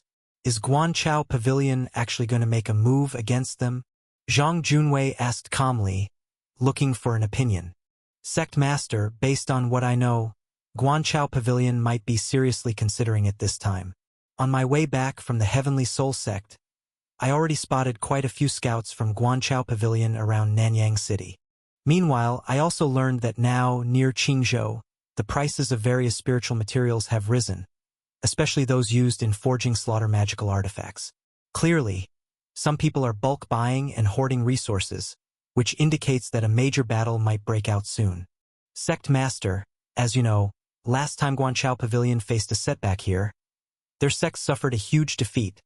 Their prestige as the top sect of Qingzhou plummeted severely. Many sects within Qingzhou are quite unwilling to follow the lead of Guanchao Pavilion, the head of the righteous sects. They not only act one way in the sun and another in the shade, but also snatched many interests that belonged to Guanchao Pavilion by various means. They seized Guanchao Pavilion's spiritual mines, resource production areas, and sources of disciples. I heard that this year, the recruitment of Guanchao Pavilion's disciples has been greatly affected. When Su Jie reached this point, Taoist Qiu and Zhang Junwei both laughed, having clearly heard about this matter as well. After the end of the major sect battle, the failed war led by Guanchao Pavilion caused a huge stir in Qingzhou and was even heard of in other parts of the Dili dynasty. During this, the righteous sects of Qingzhou did not miss any opportunity to fuel the flames. Where there are people, there are Jianghu. Not only the demon path engages in ruthless intrigue, the righteous sects do the same. Each righteous sect competes against each other, and the cruelty involved is not necessarily lighter than that of the demon sects. It's not just everyone behaving brotherly and amicably as many might imagine. As long as there is an imbalance of interests, if you take a little more and I take a little less, conflict will arise. Guanchao Pavilion, holding the title of the foremost sect of Qingzhou, naturally causes envy amongst other Qingzhou righteous sections. If there is a chance to kick someone while they are down, there will definitely be those who choose to make a move. A bunch of hypocrites in the righteous path, all talk and no substance, spouting morality and ethics while engaging in vile deeds behind closed doors. Zhang Junwei commented lightly while sipping his tea. Isn't that so? I detest those sanctimonious, fraudulent types the most. They always tout themselves as the righteous path, but their actions are no different from ours in the demon path. Taoist Qiu agreed, his view of the righteous path naturally not favorable. After allowing the two to digest what he had said, Su Jie continued, now that Guanchao Pavilion has already lost in the sect battle, with their status as the leader of Qingzhou's righteous path shaken, and now that they have lost two Taoist platform realm supreme elders, they have lost both face and substance. Their strength has declined. If they don't react soon, more righteous sects will think Guanchao Pavilion is weak and try to snatch a piece of fat from them. To recover their sect's prestige, the best method for Guanchao Pavilion would be to start a major sect battle again, to kill the chicken to scare the monkey, annihilate Heavenly Soul Sect, a demon sect, in one fell swoop and thus regain their authority to command Qingzhou's numerous heroes. Su Jie said with a smile, analyzing the situation. In Su Jie's view, the sects are like the feudal states split from ancient rule, each with its own territory and self-sufficiency. Now, in the declining era of the Dili dynasty with the court's control not extending over them, they are truly unfettered. As the biggest feudal state of Qingzhou, Guanchao Pavilion is weakened, but other feudal states also aim to take the leading position and control more areas producing heavenly materials and earthly treasures such as spirit veins and secret realms. To prove that they are still the foremost leader of the righteous path, Guanchao Pavilion choosing to go to war and show their military strength is the best method. You make a lot of sense. Based on your analysis, Su Jie, knowing Guanchao Pavilion as I do, it is very likely they will make a major move against Heavenly Soul Sect. Zhang Junwei nodded, watching Su Jie approvingly. Demonstrating such an understanding of the big picture, it looked like Ghost Ridge Palace had promising future leaders. Taoist Qiu slapped his thigh and said, Sect Master, if that's the case, regarding our support for Heavenly Soul Sect, we should indeed consider it at the Grand Sect meeting. In my opinion, having Heavenly Soul Sect as a troublemaker in Qingzhou is quite beneficial for us as it diverts attention from us. Exactly, if the Heavenly Soul Sect falls, we lose a buffer. Although it's not entirely bad having them, if we do help, we shouldn't let them off cheaply. The last time we asked Heavenly Soul Sect to send troops, we paid a huge price. This time they must return it all, and even pay us a premium. Zhang Junwei's face filled with excitement at the thought of extorting Heavenly Soul Sect. Su Jie coughed twice, reminding, Sect Master, if Guanchao Pavilion takes action this time, they are likely to go all out to prove their strength, and we need to be cautious in our help. Taoist Chiu shook his head and said, it's hard for Guanchao Pavilion to commit fully. They have their enemies too. Fire Cloud Palace is less than 1,000 miles away from them. Unless they no longer care about their homeland, they won't be able to move their full force. Fire Cloud Palace, the leading sect of Qingzhou's righteous path? They have a grudge with Guanchao Pavilion. Su Jie had heard of Fire Cloud Palace but was unaware of any specific grievances they had with Guanchao Pavilion. That enmity has gone deep. Do you think one who plays with water and another with fire can pee into the same pot? Decades ago, between these two sects, a massive battle erupted. The number of cultivators from the Taoist platform realm who fell exceeded a handful, and even Purple Mansion realm cultivator perished. The two sides have had unresolved blood feuds since then. Taoist Chiu patiently explained to Su Jie, confidently saying, Guanchao Pavilion's strength was greatly restrained by Fire Cloud Palace. Half a year ago, when they waged a sect war with us, they dared not easily pull their internal strength and only sent Zhuang Liangru with other sects to participate in the war. They were wary of Fire Cloud Palace's threat. Even a Purple Mansion realm cultivator died. Su Jie drew in a breath of cold air. A Purple Mansion realm cultivator was a major realm higher than those at the Taoist platform realm. Su Jie had never seen a cultivator of this realm, only having heard of them. In the previous sect war at Ghost Ridge Palace, it had been brutal but only one from the Taoist platform realm died. Whereas, in the war between Guanchao Pavilion and Fire Cloud Palace, the number of Taoist platform realm that perished exceeded a handful, and even a powerful figure from the Purple Mansion realm fell. The intensity of the battle was evident. Both sides definitely had irreconcilable blood feuds. Wait, Master. Does Guanchao Pavilion still have any Purple Mansion realm cultivators? Su Jie suddenly thought of a question and asked concernedly. This? Taoist Chiu glanced towards Zhang Junwei. Guanchao Pavilion's sect master is indeed a Purple Mansion realm cultivator. But this old fellow, after a decades-long war with Fire Cloud Palace, had fatally injured the sect master of Fire Cloud Palace of the Purple Mansion realm and was irreversibly injured in his divine soul. After that battle, he hasn't been seen for decades. Some say he has passed away. Some say he is in deep seclusion. Currently, Guanchao Pavilion's actions are mainly managed by discussing amongst the 5 supreme elders. Of course, having been the foremost righteous sect in Qingzhou for so many centuries, how deep their resources run and whether they have hidden strengths, no one truly knows. Zhang Junwei spoke. Before Heavenly Soul Sect arrived, as the only demon sect in Qingzhou, Guanchao Pavilion was the biggest overt threat to Ghost Ridge Palace. So Ghost Ridge Palace naturally hadn't neglected to gather information about Guanchao Pavilion. Just don't let a Purple Mansion cultivator pop up while we are in the midst of battle. Su Jie scratched his head. At this moment, Guanchao Pavilion's sect master seemed like Schrodinger's cat to Su Jie. Ghost only knows if he's really dead, or being old and cunning, waiting to strike harshly at his enemies. Back in the day, our Ghost Ridge Palace's sect master several generations ago was also a Purple Mansion realm cultivator. But ever since his fall, our Ghost Ridge Palace has never cultivated another one. Zhang Junwei said this, patting Su Jie's shoulder, earnestly saying, So, Su Jie, you are our Ghost Ridge Palace's immortal seed. Whether our sect can rise or not depends on when you can grow into a Purple Mansion cultivator. The sect master thinks too highly of me. I am only at the 4th level of secret realm cultivation now.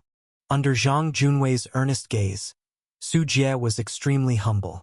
Zhang Junwei spoke earnestly. If even you can't make it, then no one in our Ghost Ridge Palace can. Your talents are there for all to see. My disciple Su Jie has the potential of the Purple Mansion. Taoist Chiu also smiled broadly, his gaze towards Su Jie filled with expectation. Su Jie.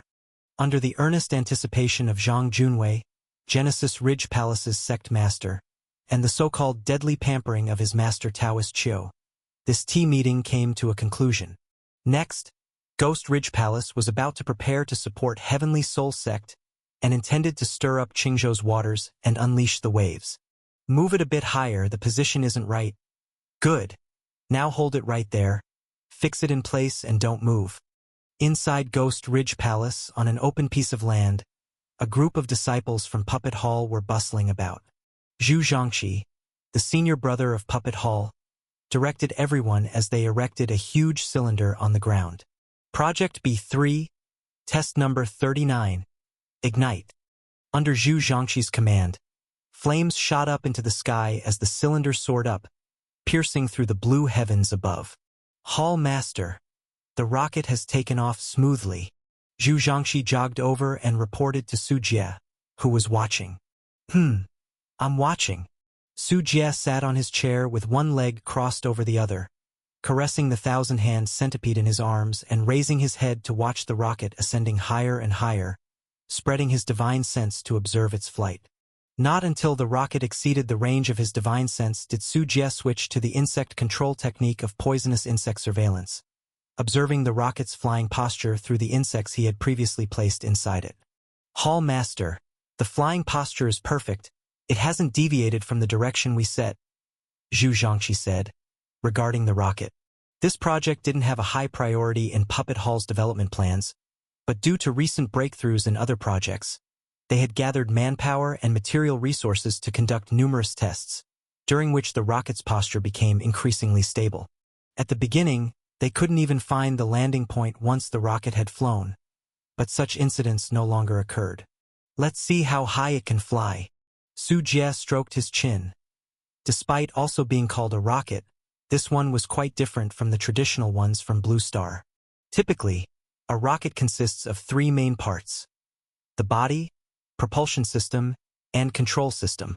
However, the rocket developed by Puppet Hall, apart from its appearance, had all of its important core parts: propellant tanks, instrument modules, interstages, connecting tubes, and fins, constructed out of all kinds of spiritual materials. For example, the parts of the rocket that needed to withstand high temperatures were made using Earth Treasure's black iron melted into ordinary steel, then forged with a unique technique. This made its weight only a fifth of that of normal steel, but its strength and high-temperature resistance were far greater than the conventional rocket materials on Blue Star. Including the crucial rocket engine, its materials were made from a mix of spiritual materials from Tianyuan World, resulting in an engine with immensely powerful thrust. In Blue Star, often when human technology became stagnant, it wasn't because scientists couldn't design all sorts of bold and crazy inventions, but rather the materials weren't suitable and the costs were too high to sustain those wild concepts, so they had to be constrained within a reasonable range. But in Tianyuan World, there is an abundance of spiritual materials with extravagant effects, and as long as you're willing to spend the money, you can have anything designed for you. Take this rocket before us, for example. Its design blueprint comes from a model of rocket bought by the Jekka Group from Russia last century. Its original design was already far behind the world's advanced level.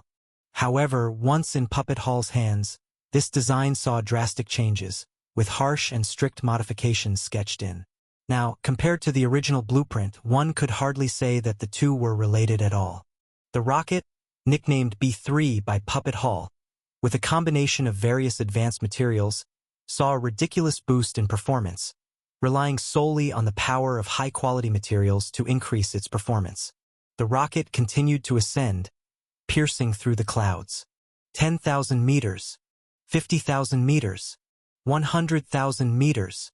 As the rocket flew higher, divine winds began to manifest in the sky, the kind of strong air currents far exceeding ordinary gales. Even a rocket with such capability was blown off course. It had to rely on its self-control system for correction. In Tianyuan World, the sky above was divided into the 33 heavens, with the winds growing fiercer as one ascended, and heavenly fire and divine thunder spontaneously forming, capable of turning flesh to dust, internal organs to ash, and obliterating the soul. Not just a rocket, but even a purple mansion cultivator could not traverse these 33 heavens. As the rocket entered the first layer of heaven, it separated, ejecting several spherical objects, which then unfolded. These were satellites that Su Jie was attempting to deploy, but the satellites proved too fragile. Once exposed, they were blown chaotically by the winds, and with frequent heavenly fires and divine thunders emerging from the void, they couldn't transmit any signals. And when the rocket continued to rise, reaching the second layer heaven, triple heaven, and all the way to the fourth layer heaven, a black divine wind blew towards it. The body of the rocket rippled like wrinkled water, with countless pieces of metal twisting and components bursting apart, turning into a myriad of fragments scattered with the wind. Su Jie shook his head in disappointment, realizing that deploying satellites in Tianyuan World seemed to be a prohibitively difficult challenge. To solve this problem, unless Su Jie was willing to invest heavily to craft the satellites in the same way as magical treasures, the cost-effectiveness just didn't make sense. Satellites aren't useful individually. They need to be deployed in sets, with dozens necessary to provide large-scale surveillance. But I don't have the money. Maybe the sect does, Su Jie muttered to himself, contemplating whether Ghost Ridge Palace would be willing to foot the bill for constructing a surveillance heavenly eye. If he could secure funding from Ghost Ridge Palace, the problem would be easily solved. However, Su Jie thought it would be tough, as Zhang Junwei wasn't so easily persuaded. Speaking of it, the idea of deploying satellites in Tianyuan World was Su Jie's preparation for the upcoming war against Guanchao Pavilion.